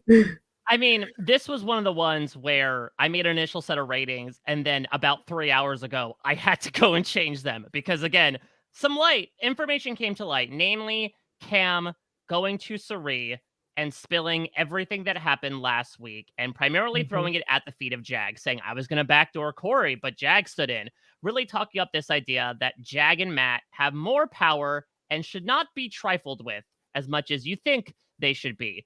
This was essential information for Cirie. I think something that has always been a little pinprick in the back of my head whenever thinking about Cirie in this game is like, yeah, but she wants to take Matt far, and Matt is always going to take her out. She has had that quote, right, where she's like, if Matt's going to be the one betray me, like, man, I'll never see that coming. Now she has plenty of warning. Now she has plenty of ammunition to fire upon these guys if she chooses to do so. If only she could get the damn rifle to work. That's where I'm having some issues here. Now, look, Felicia did nearly win this memory comp. I think if we come up on another mental competition and Felicia gets back into power, I think there's a chance that Cirie might be able to get in her ear and do this. I think my rating is not going to bear out upon her sitting on the block. I know a lot of people in the chat are filing and being like, she's sitting on the block, it's a 1, it can only go so high.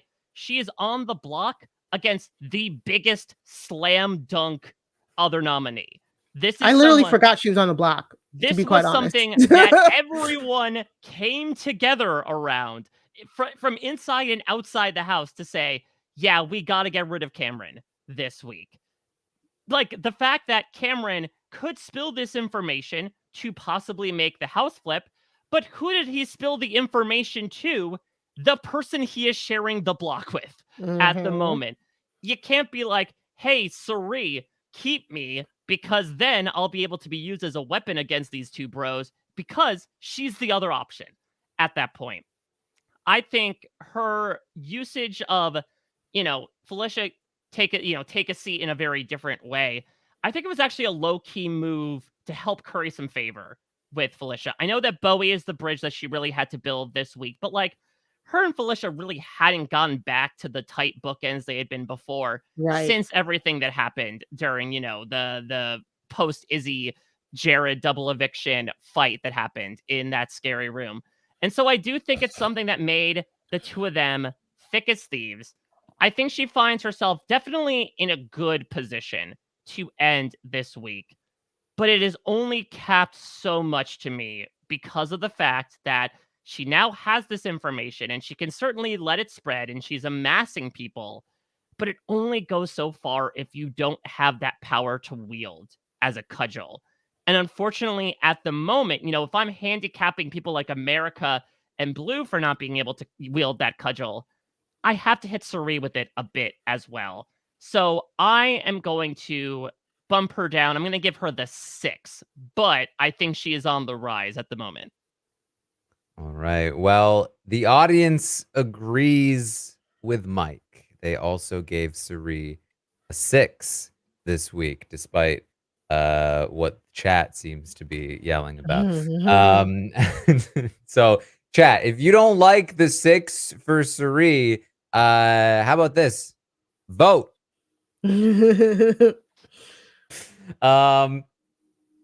Because here's the thing.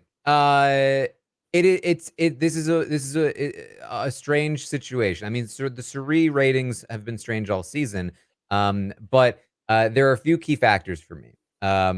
One, as I started to talk about, she volunteered for the block, and I'm not necessarily going to go the more Murray or Mike route on this one. I don't like this. I don't like this at all. I don't like her being on the block. I don't like that. Something she even pointed out to Corey this morning was, I just hope it doesn't become like a thing now that people use me as a pawn. Like, I don't want to be a That pawn is person. true. And I'm like, that's exactly That it. is That's the the worry. problem, That's yeah. the danger. And my biggest concern for her right now is, honestly, it's starting to become win equity, because I think she's doing fine positionally. And being somebody that is on the block a lot is going to be tough. Obviously, we saw Taylor handle it really well last season, and I think that Suri is perfectly capable of doing that too. But Suri is somebody that, like, she has these great personal connections. Taylor was very, very skilled at turning those into game respect after not having had a lot of respect before. Suri gets a lot of respect as like a person, and not to say Taylor doesn't too, but like Taylor again was able to like merge that with like, and that's why I'm great at the game. I think Suri has a different style, and I don't know yet that she's had the urgency. We haven't seen what she does on somebody's way out the door when they're a juror. So I'm looking for that. But I don't like her sitting on the block here. That said, she is lock safe pretty much. I mean, and there's a reason why. Bowie wanted to target Suri and physically could not. There was no combination of players that she could put next to Suri to get her desired outcome of Suri leaving the game. That's unusual. That's strange. If you are somebody that's like, Suri is overrated, this is ridiculous, her position is bad, she can't win comps, she's being overrated, her score is too high, you have to ask yourself, why? Why is it impossible to take Suri out of this game? Because that's a situation, that's a spot that's usually reserved for the Pauls, the Codys, the you know, like, that's a spot where, like, if you are running the game, it's impossible to take you out. Not when you're at the bottom of the game.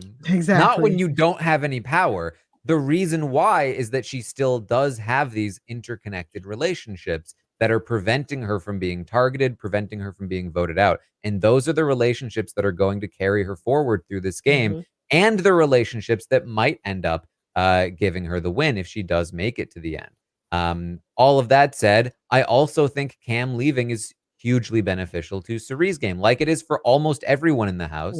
And I think her position improves not only with him leaving, but also with him dumping all this info on her. Yeah, And that says a lot.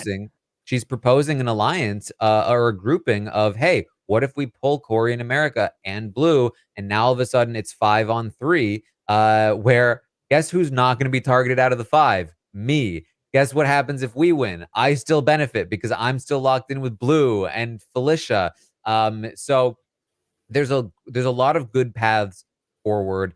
She has basically no chance of being voted out this week. So in many ways, her position has improved, but I am going to dock her for volunteering for the block. I don't think that was a good call. I'm gonna agree with the 6. It continues to be a strange rating, but I think this feels right now. And don't worry, if I genuinely start to think that Suri has lost this game, I won't be afraid to dock her. I gave 3 a few weeks ago, but I genuinely just have that faith that she's gonna be around for a while right now, and I do think that her position warrants it, and I think that her social game continues to warrant it as well.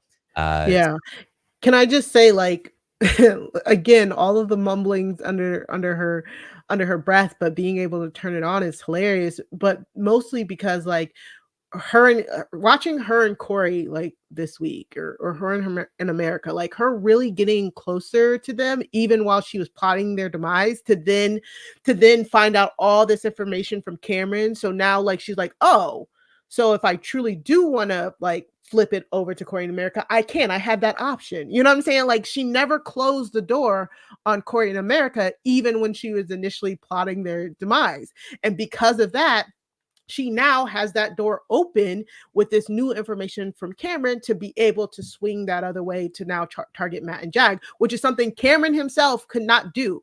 You know what I'm saying? Cameron closed the door on Corey, working with Corey in America. Maybe he didn't know, but he did know because he wanted to work with Matt and Jag. Matt and Jag closed the door on him. Corey in America's door is closed. He's outside in the cold. Cirie did not do that. Cirie has all of the doors open to her, and she knows what it's like to work with a showman. And she knows how to get out a showman without the other person knowing. So, you know, all of this comes back to, you know, her experience is helping her in this game. And yes, she's on the block, but it's like we really cannot just put all of the experience and the stuff that she's doing aside because she's on the block, because she's putting in work from the block, which Taran said is just feels unheard of to be able to be that secure when you are literally at the bottom of the house. Yeah, moments after saying, I can't wait to get Corey, that out of this house, she then sits in the hammock with Corey, and he is so excited to talk to her about how he's official with America. She's the person he's been the most excited to tell. And we know he's being genuine because he's talked about this with America. He trusts Cirie because she's so excited about his relationship. She's like, that's so amazing. I'm so excited for you. So now you're definitely, you know, gonna go to that school, whatever one. Like, and it's just, you know, that sort of thing is just, it's underrated. It's underrated.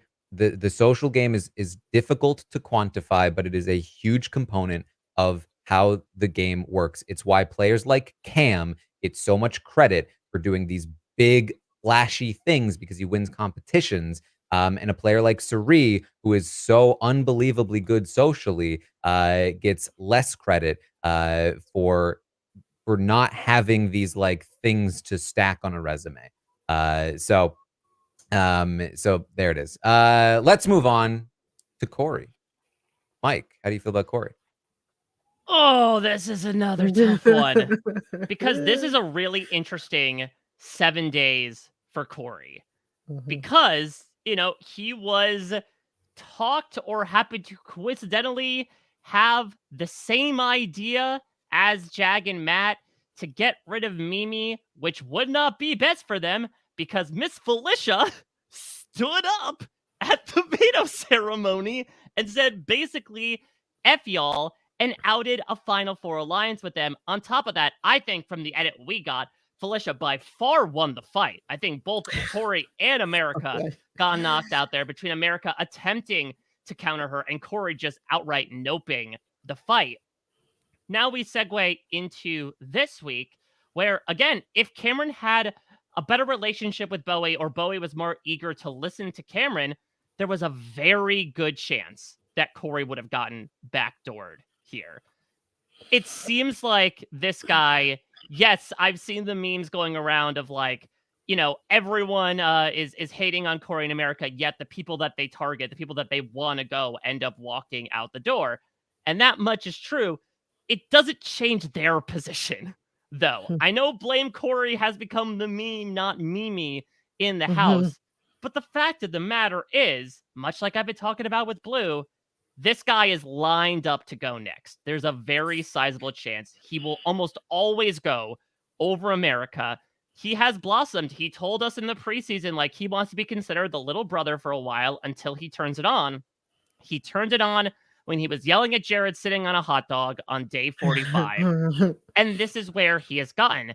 Now, again, I do think he has some room here, especially if Cirie and Felicia are looking Man Jag's way. If they win a competition, this is a must win for them. And Corey has proven to do that in the past. But I just feel like there have been so many opportunities that this young man has been able to wiggle his way out of.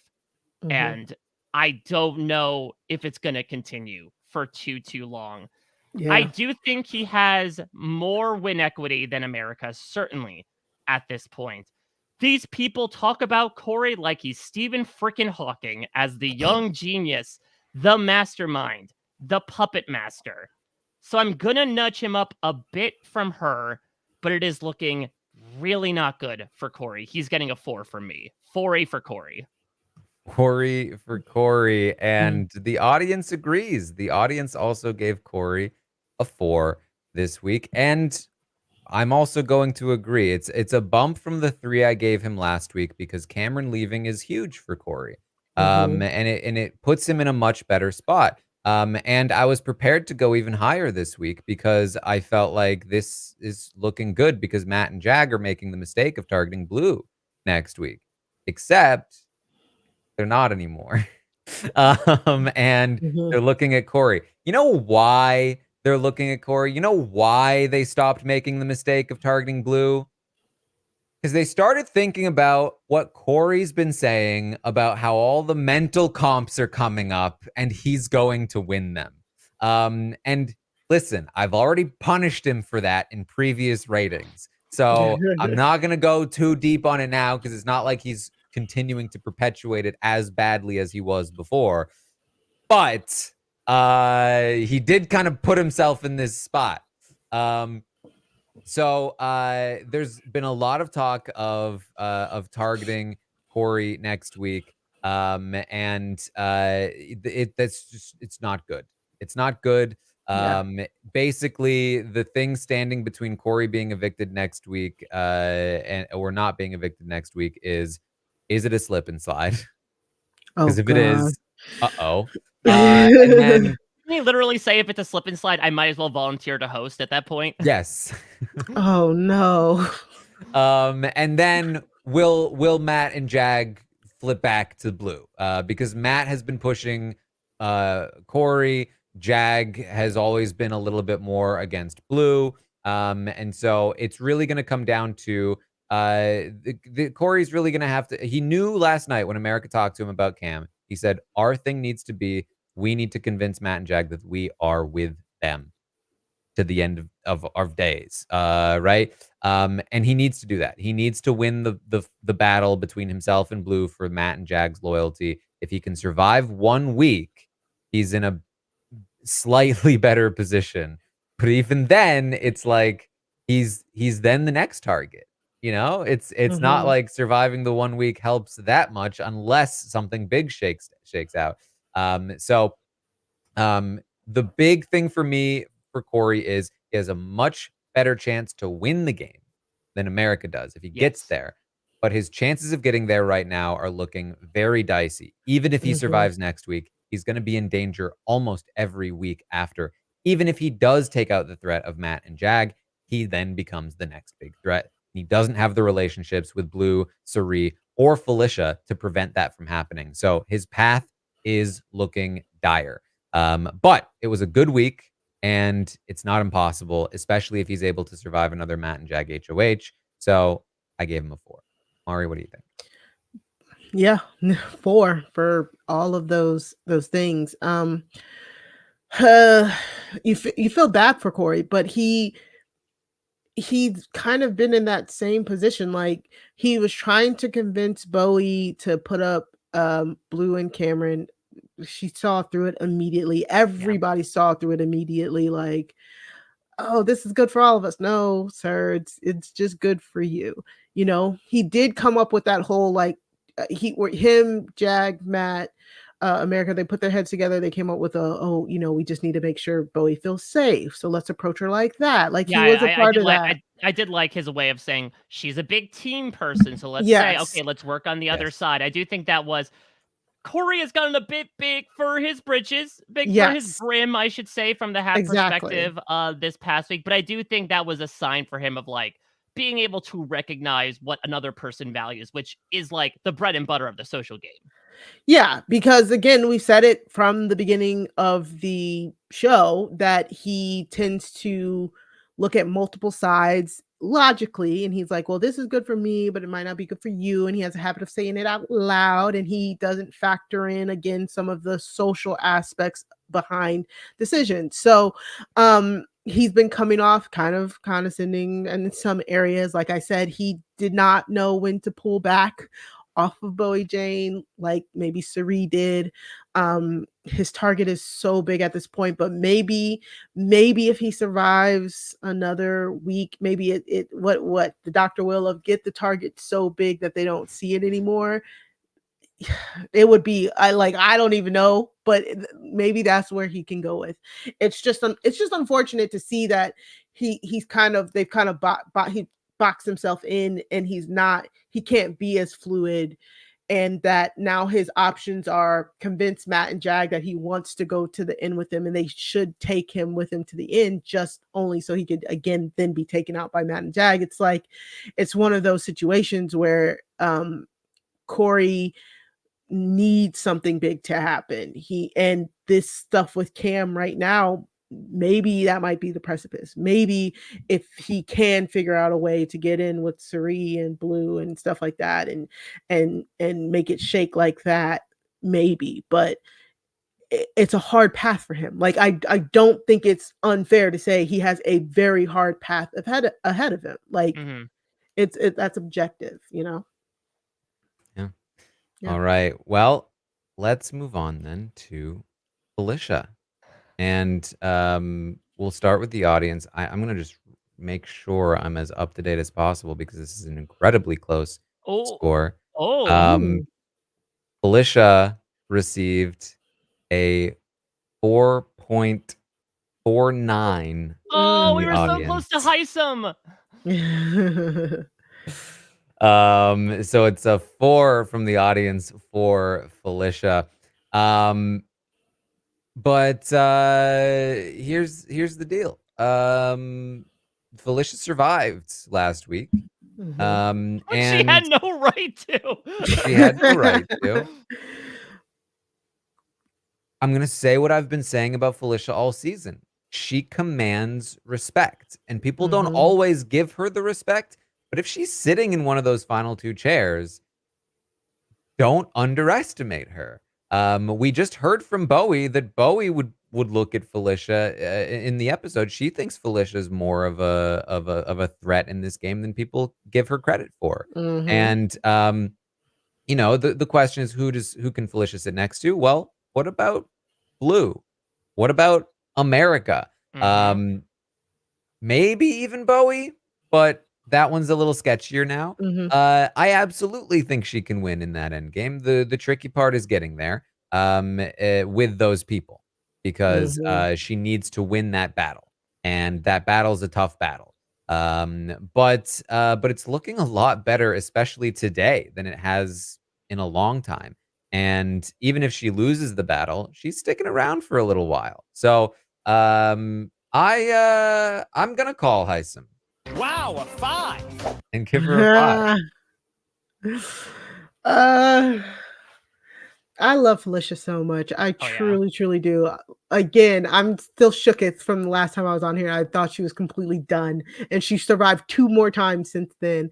So yeah, and I just think that she is one of those players that just resonates with people, and the aura that she's built even from the beginning of the of the season, where she could just tell people the truth straight to their faces, and people are like, oh, okay. Like, or she can or pull stuff out of people by asking them these blunt, direct questions.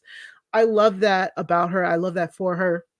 Again, her and Suri right now, they're sitting in this spot that they just need to hang on long enough for the bullets to start going over them.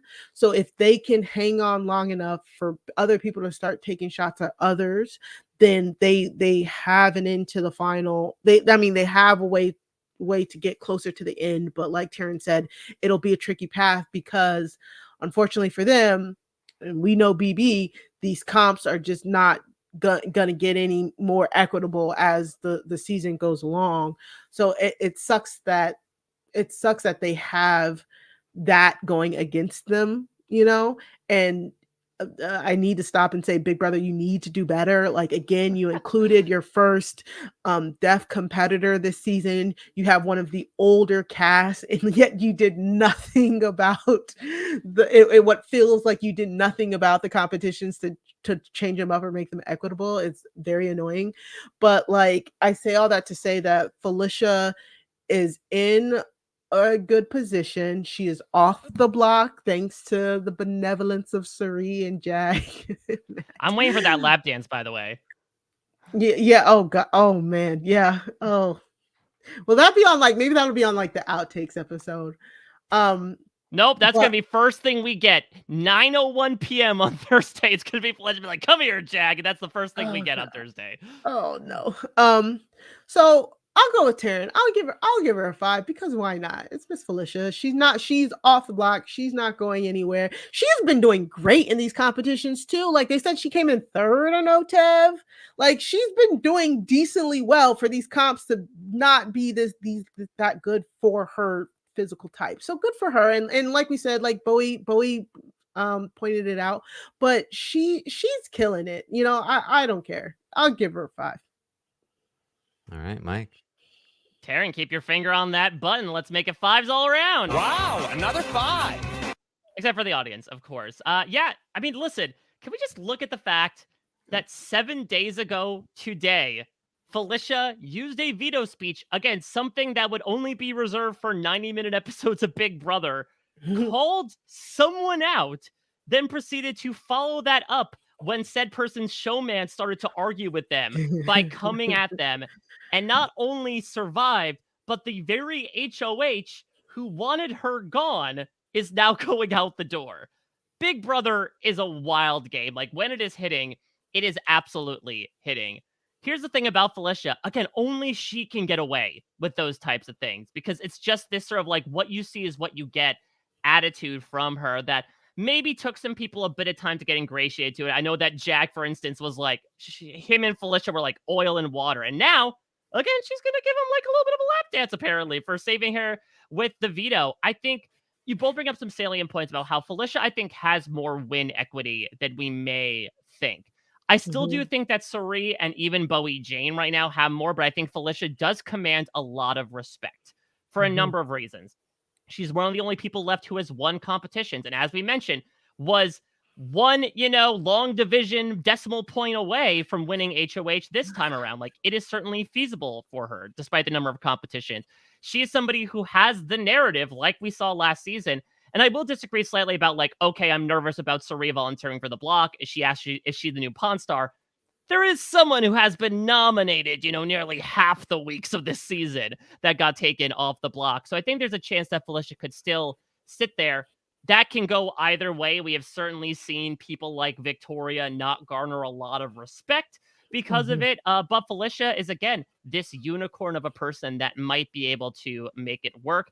And the fact of the matter is, I think that she got not a bit unlucky because, again, it was due to her own bad math, but I do think she wound up in a position where the person who won HOH was one of the only people that was like going to target her specifically, because everyone was so crossly aimed at Corey, at Cameron, at Blue, even, as we saw this week, that here comes Bowie Jane being like, yeah, remember that time that you were mean to me a few weeks ago? Understandably so, I'm going to put you on the block.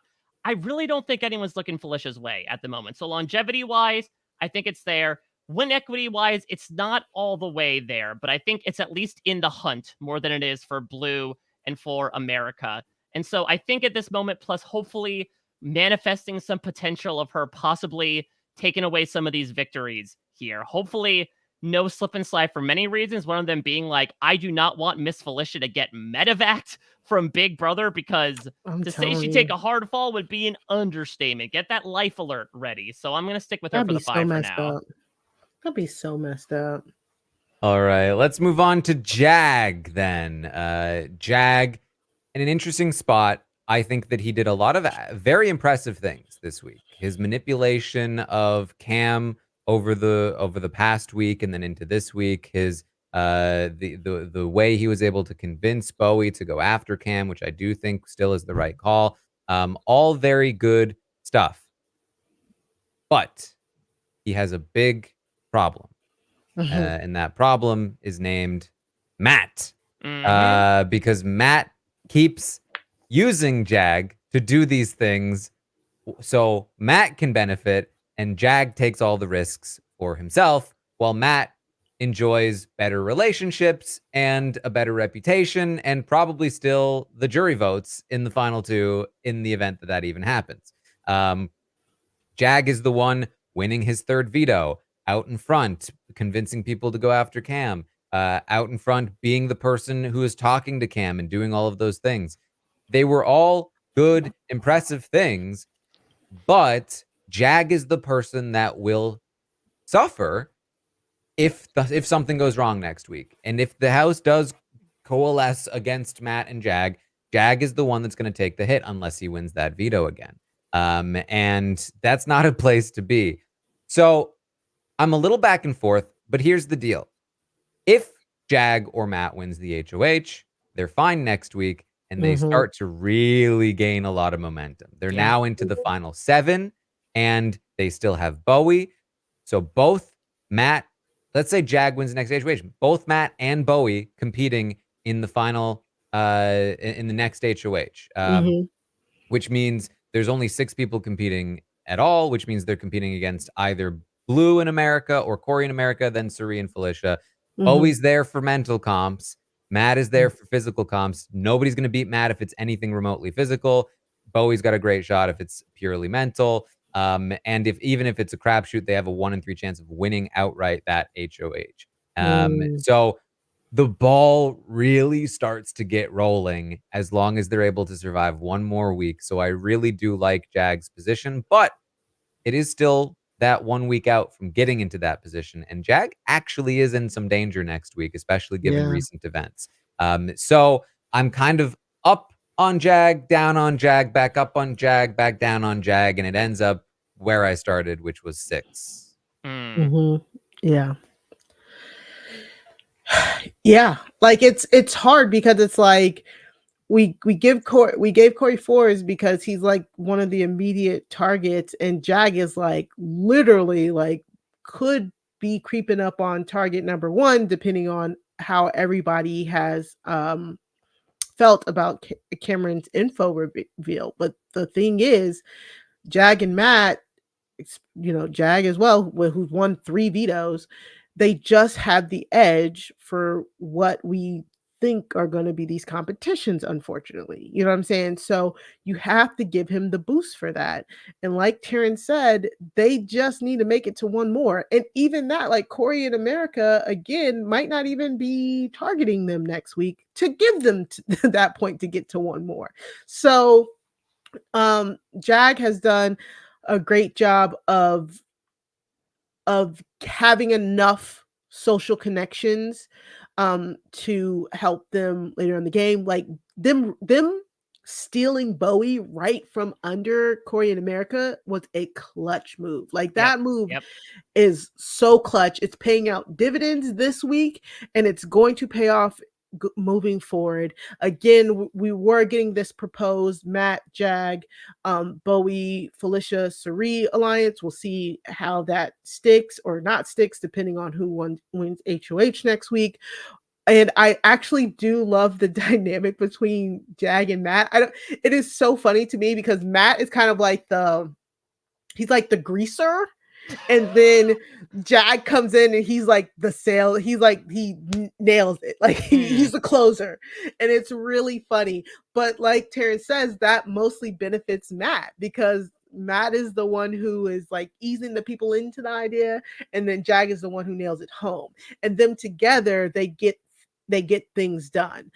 But they are building huge targets on their backs because everybody is now realizing that they are now in the position that Suri and Izzy were in. And then all of that talking, they were talking about, oh, this Izzy and Suri position, how are you going to have this many alliances? And now you're in that many alliances that might come back to bite them sooner rather than later.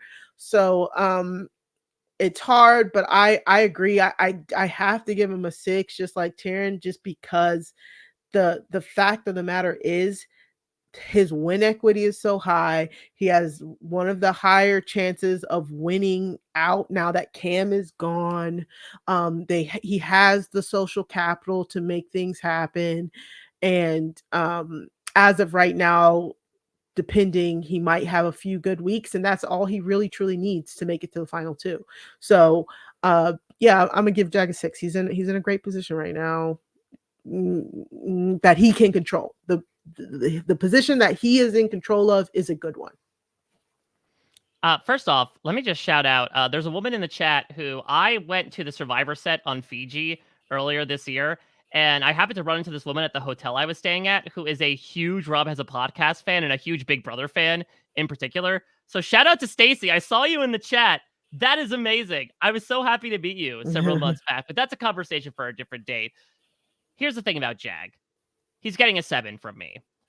Because, again, I'm considering the past 7 days, and I have to look at the fact that he seemed to be the one single-handedly to convince Cameron not to backdoor Corey. Yeah. And also be one of those key forces to put the vote onto Mimi, both of which were very, very good moves for Jag. I think it was one of those things that, like, much like Cameron feels like the move is serving so many people, including Bowie Jane, that eviction, I feel like putting, Mimi up, getting rid of Mimi, only served a few people, Jag being one of them. And I feel like he is in a really, really good position here.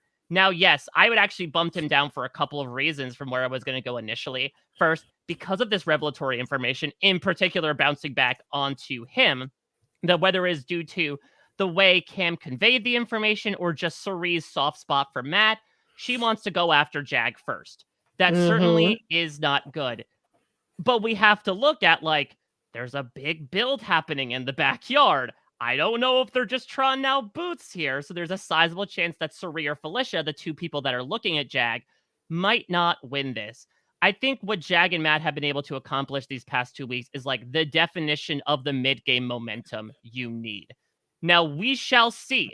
We can look ahead next week to see that this was the huge stumbling block for Jag's game where everything got spilled out. He's not as slick as he thinks he is. But I have to judge it where I am right now. We have very limited information as to how people are perceiving this new information. Everything's kind of frozen. And so I'm going to leave it at a 7. Additionally, I know people are thinking for win equity. Well, he was someone who was evicted.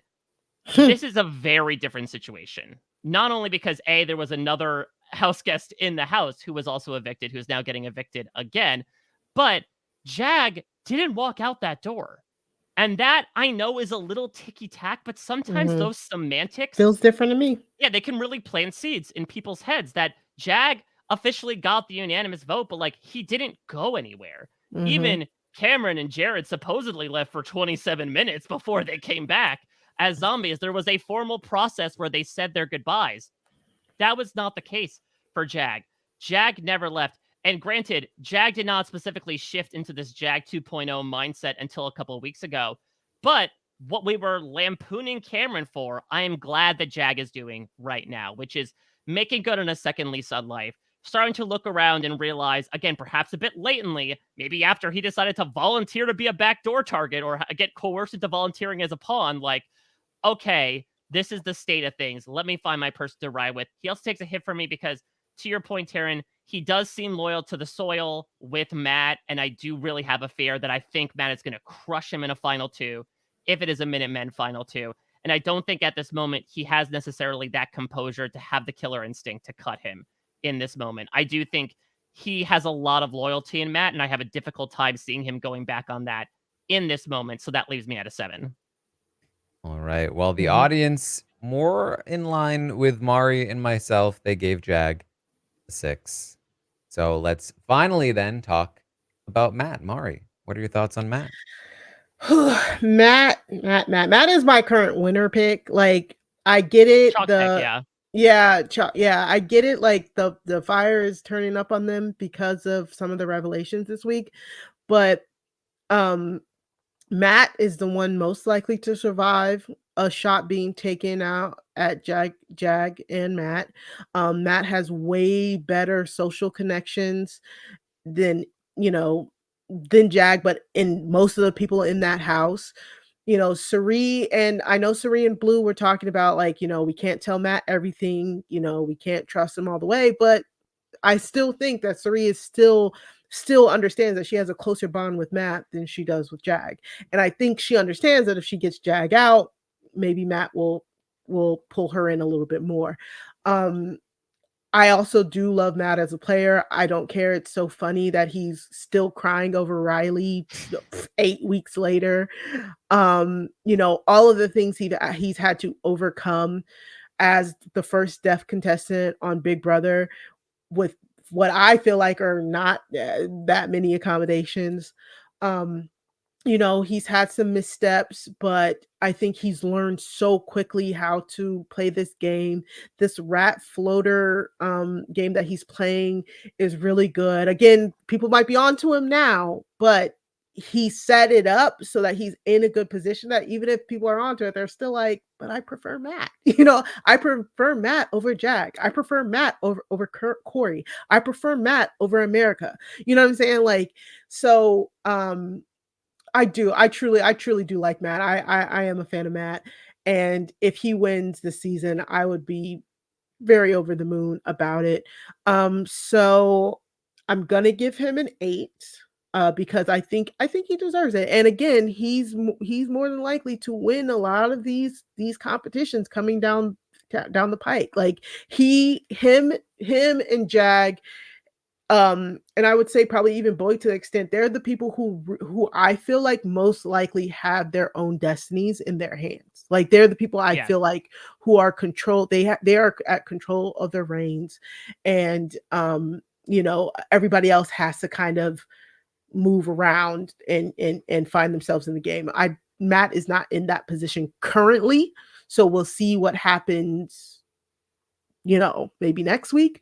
But currently he has the controller, and you know, I don't know if the sub is sinking just yet. So that's it for me. All right, Mike. Yeah, I mean, Matt's looking really good.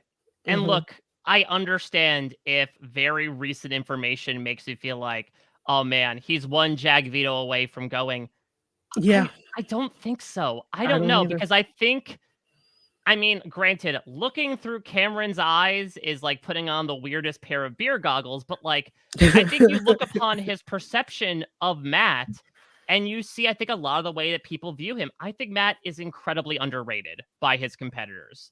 I think whether it's due to his disability or just due to like his pretty lackadaisical, easygoing nature, I don't think people necessarily expect him to your point, play that rat, I guess, swimmer game here of consistently bringing information to all sides. And I think, honestly, if you look at these two guys and you see like the way they go about the house, I do think that Jag could be perceived as like more of the strategist, while Matt is like the one that's following the directions from Jag.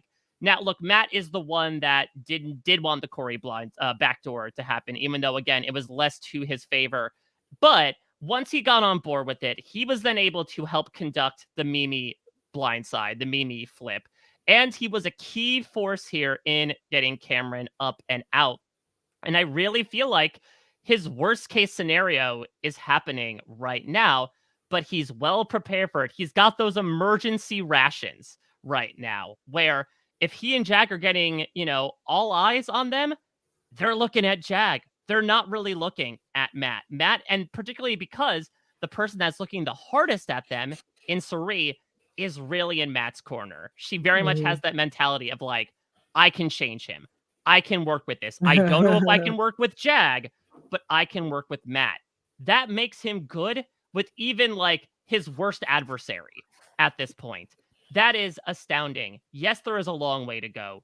Yes, we have, you know, so many competitions left to do, and they could really go any way, even though they're in Jag and Matt's favor. But they are peaking right now when they should be. And because Matt is even more firmly ensconced than Jag was and was side by side with him this entire time, I got to bump him up to an 8. All right. Well, the audience, not quite as high, although they came a little close. They gave him a 7. But I agree with the two of you. I think Matt is an 8 for all of the reasons that you've already said. I think his pushing of Jag to the forefront is very effective. The relationships are very solid. And if you look at his positioning, yes, I agree. There is a scenario where like the wrong person wins the HOH next week. They take a shot at Matt and Jag. Jag wins the veto, and they feel like they have to send Matt out in order to weaken Jag. That is an outcome that could happen. Yes. But the most likely outcome is that they don't win HOH at all, and it's a good HOH result, and Matt and Jag stomp their way to the end, and Matt wins. The second most likely outcome is that they do get the wrong HOH result, but the Jag doesn't win the veto, and Jag goes home. And then the target probably shifts back over to Corey in America while Matt gets to slide back in with Blue and Suri, and he stomps down to the end and he probably wins the game. So when the top two most likely scenarios are you dominating and maybe probably winning, but there is one small, weakness in the armor that you could still potentially get around, even if you do have the absolute worst case scenario comp outcomes. Yeah, it's not that bad. Not that bad of a place to be, especially as we get closer and closer to the end. There's just it's looking very good, and it's looking better and better every week for Matt. And without that absolute worst case scenario happening, it's going to look even better next week. This was a great outcome for him this week. Bowie winning, Bowie taking the shot, very good for him. And so here we are, an 8 for Matt. And that is the Stockwatch. Oh, look at this. I ended up, except for a 2, I put all colors of the rainbow down, basically. I went 1 to 8. All right. Well, there we have it. Are there any final thoughts, Mike, for the week? Yeah, what do we think about Thursday? Because people have been clutching onto the armrests of their chairs with the idea of like, okay, Cameron might be going this time. Julie did tease the comic verse would be affecting the week. Do we have any guesses as to what that might entail? And would this give Cameron a possible 3rd shot at the game? Oh my God. Like at this point, I don't think so. Like even if they're saying it's a comic twist or whatever, I don't think it's another like a person stays in the game, because like I think you kind of worked out a little bit, Mike. We don't have enough time with the 4 weeks and to bring in another person back, and I would just be so annoyed if that happened. So maybe the twist is something. I'm trying to think what the casino twist with the cookout, wasn't that a mid-game twist? That's not the BB coins or whatever it was, BB bucks. BB bucks. It feels so late in the season for like a twist, but we still are at final 9. Some people were saying they thought maybe it might be a split house again. I'm like, no, we're not doing that because yeah. I think from a logistics perspective, it sucked for everyone involved with that, production included. That's why they shut down, feeds for like half a week. And simultaneously, if they were to do it at the final 8, they would divide them into 2 groups of 4. And the final 4 we all love, right? Because it's only dependent on competitions. There's really no strategy whatsoever unless you're Dan Giesling. Why would we want 3 final 4s in a season? Exactly. Yeah. So I don't know. I've not been. Maybe I'm just trying to protect my mental health, but I haven't really been thinking like this twist is gonna be like a earth-shaking, shattering twist. It just feels too late in the season for that to be the case. Taran, any thoughts about what the twist could be? Who knows? It's whatever we think it's going to be worse than we think, and we're just going to have to bear through it. Yeah. I don't know.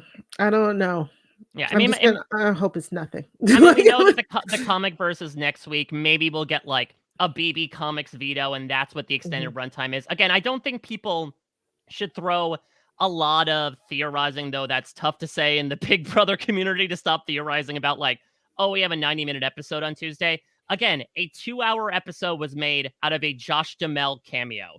They will spin straw into whatever medal they will get out of it. Runtime be damned. They're just filling space. This is not for Big Brother. This is for the schedule. Like, like Big Brother's not like we need a specific. They're like, hey, Big Brother, we need you to do 90 now. So we'll see.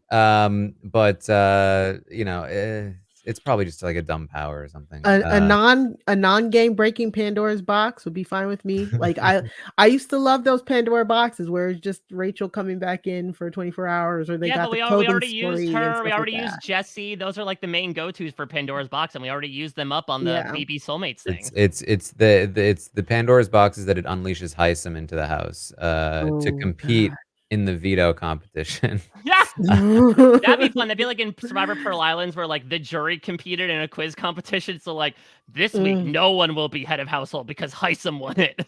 Yeah. All right, Mari, any final thoughts? No. The only thing I can also say is I want to give props to Jag as well. Yes, he was fully evicted. Yes, he came back after being evicted and almost made the exact same mistakes he did when he got evicted. But now, he's playing really well. And I think he can be used as a lesson of somebody who who has the capability but didn't have like the social capital or the information to work from at the beginning of the game. Again, he made lots of dumb mistakes at the first 45% of the show. But I just want to give him his props for like doing better now. And I just want to point that out because it feels like you can directly apply that. Like sometimes saying people are bad players aren't as cut and dry when it comes to like not completely understanding the information in the house. And that's why I always go back to like Devon in like some of her first seasons, because like she feels like a very competent player, but she was handcuffed a lot in those first couple of seasons because she just did not, have the information that she needed. So I just want to give a big ups to Jack for definitely improving his game. But yeah, and he's not as evicted as Cameron or Jared was. So I just like to give props where props is due. And I love being able to see more people in this house change up their games once they realize that it's not working. And we're seeing it with Jag, we're seeing it with Suri, and you just gotta give the props where the props go. For me, it's the Jag. Jag has a square block, and he's playing with a square block. And when he started the game, he had a circle hole. Yes. And he was like, why is it not working? He had a square for a hot second, then he's like, then the board shifted in front of him to a circle, and that's what he had done for 4 weeks. Exactly. The board shifted and his piece fit, and it was what he wanted, and it was how he is capable of playing this game. Exactly. And so now it's working for the most part. It's still not perfect, but it's working now. But that is what we have for you this week for the Stockwatch. Thank you all so much for joining us. Of course, you can find me. I'll be live tomorrow morning, 11 a.m. Eastern, to update everything that has happened today on the Big Brother 25 live feeds and what will happen tonight on them. Tomorrow night, we will have another episode. I'll be live on Twitch, twitch.tv/Taran Armstrong, watching the episode and then recapping it after it happens here on the podcast. So tune in for that. And make sure you head over to realitystockwatch.com if you want to play along. You can find me on Instagram posting climbing stuff, and I just recorded a very fun Wheel of Time podcast about the finale of season 2, which is very fun. So check all of that out. Mari, where can people find you? Well, every week me and Sarah Carradine are giving you some true crime over on the Crime Scene podcast. Tomorrow we will be dropping an episode about who killed Jill Dondo. It was currently trending on Netflix. It's a docuseries about a British journalist who was murdered, and it's still basically unsolved 25 years later. We are joined by the amazing Matt Scott, my wrestling co-host. So if you are interested in a true crime review podcast where we watch the stuff and then we tell you if you should watch it, go check out Crime Scene. You can go to robhasawebsite.com/crime feed in order to subscribe. Over on post show recaps, me and Chappelle just released our recap of the penultimate episode of The Changeling. The Changeling is a dark, twisted fairy tale that's playing on Apple TV. It's a series. We're 7 episodes in. We are still a little confused, but we're almost at the finale. Go listen to us try and break it all down by going to postshowrecaps.com/connect and subscribing there. And of course, if you missed it, me and Asia finished up wrapping up our coverage of The Other Black Girl. It was a TV series on Hulu that was based on a book, and me and Asia had a great time breaking all of that down. So you can find that on postshowrecaps.com/connect as well. So follow me on Twitter at Mari Talks Too Much so you know what I'm doing. But that's it. Yes, and of course, the Wheel of Time podcast also over on Post Show Recaps if you want to look for it there. Mike, what do you got going on? Too much, some would say. A lot, as it were. First off, thank you so much for having me. As I said at the beginning, this is the first time I've been on the Stockwatch, and now I feel like I've gone through a rite of passage. My mustache has grown a little bit. I've had my, stock mitzvah, if you were, and I'm excited. Hopefully, this wasn't as rough as like laundry machine kissing this time around, but everyone was very kind in the chat and on this podcast as well.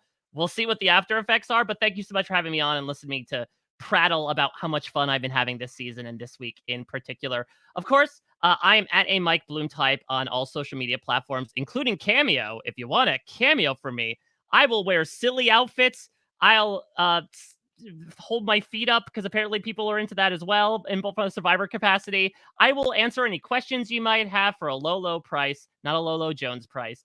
Check that out on Cameo.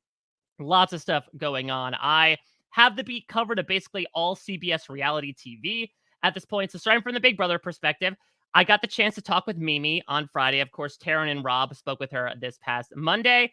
I got some reactions from her about some things that she did not necessarily realize when she was in the house. Things like perhaps that Corey wanted to work with her more than she may have thought, that Jag and Matt were behind her eviction more than she thought, that Jared actually did reveal the brown sugar babes to Corey. So if you want some like in the moment reactions from Mimi, definitely check that out at parade.com. Of course, we haven't gotten any word yet as to how exit interviews will work with the jury for this year, but hopefully we'll be speaking with probably Cameron at the end of this week. Of course, talking Survivor as well, both doing an exit interview for that, as well as the RHAP B&B. We're speaking of Big Brother. We had a child of God herself on the podcast, and she brought the fireworks in more ways than one. Claire Refuse got to come on and talk about a really fun episode of Survivor. Also doing Amazing Race. Did an episode 2 podcast with Jessica Lees and an exit interview there. And I'm covering the Challenge USA on parade.com as well. Had a really fun exit interview there. I am also on post-show recaps, much like these two. I am engaging in discussion of Battlestar Galactica, a show that I have never seen before. And oh boy, I am theorizing aplenty there like I am BB Twitter. So we're just starting season 2 this week. Check it out whether you're a first-time watcher or a long time. It's a spoiler-free rewatch where I just go crazy giving my wackadoo thoughts about this wackadoo show. Thank you all. Again, so much support. We had live know-it-alls last week.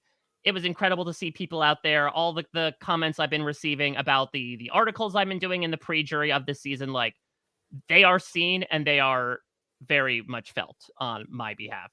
So thank you all sincerely to everyone who has supported my work, these people included, throughout the past 10 weeks of Big Brother 25, and looking forward to the next month.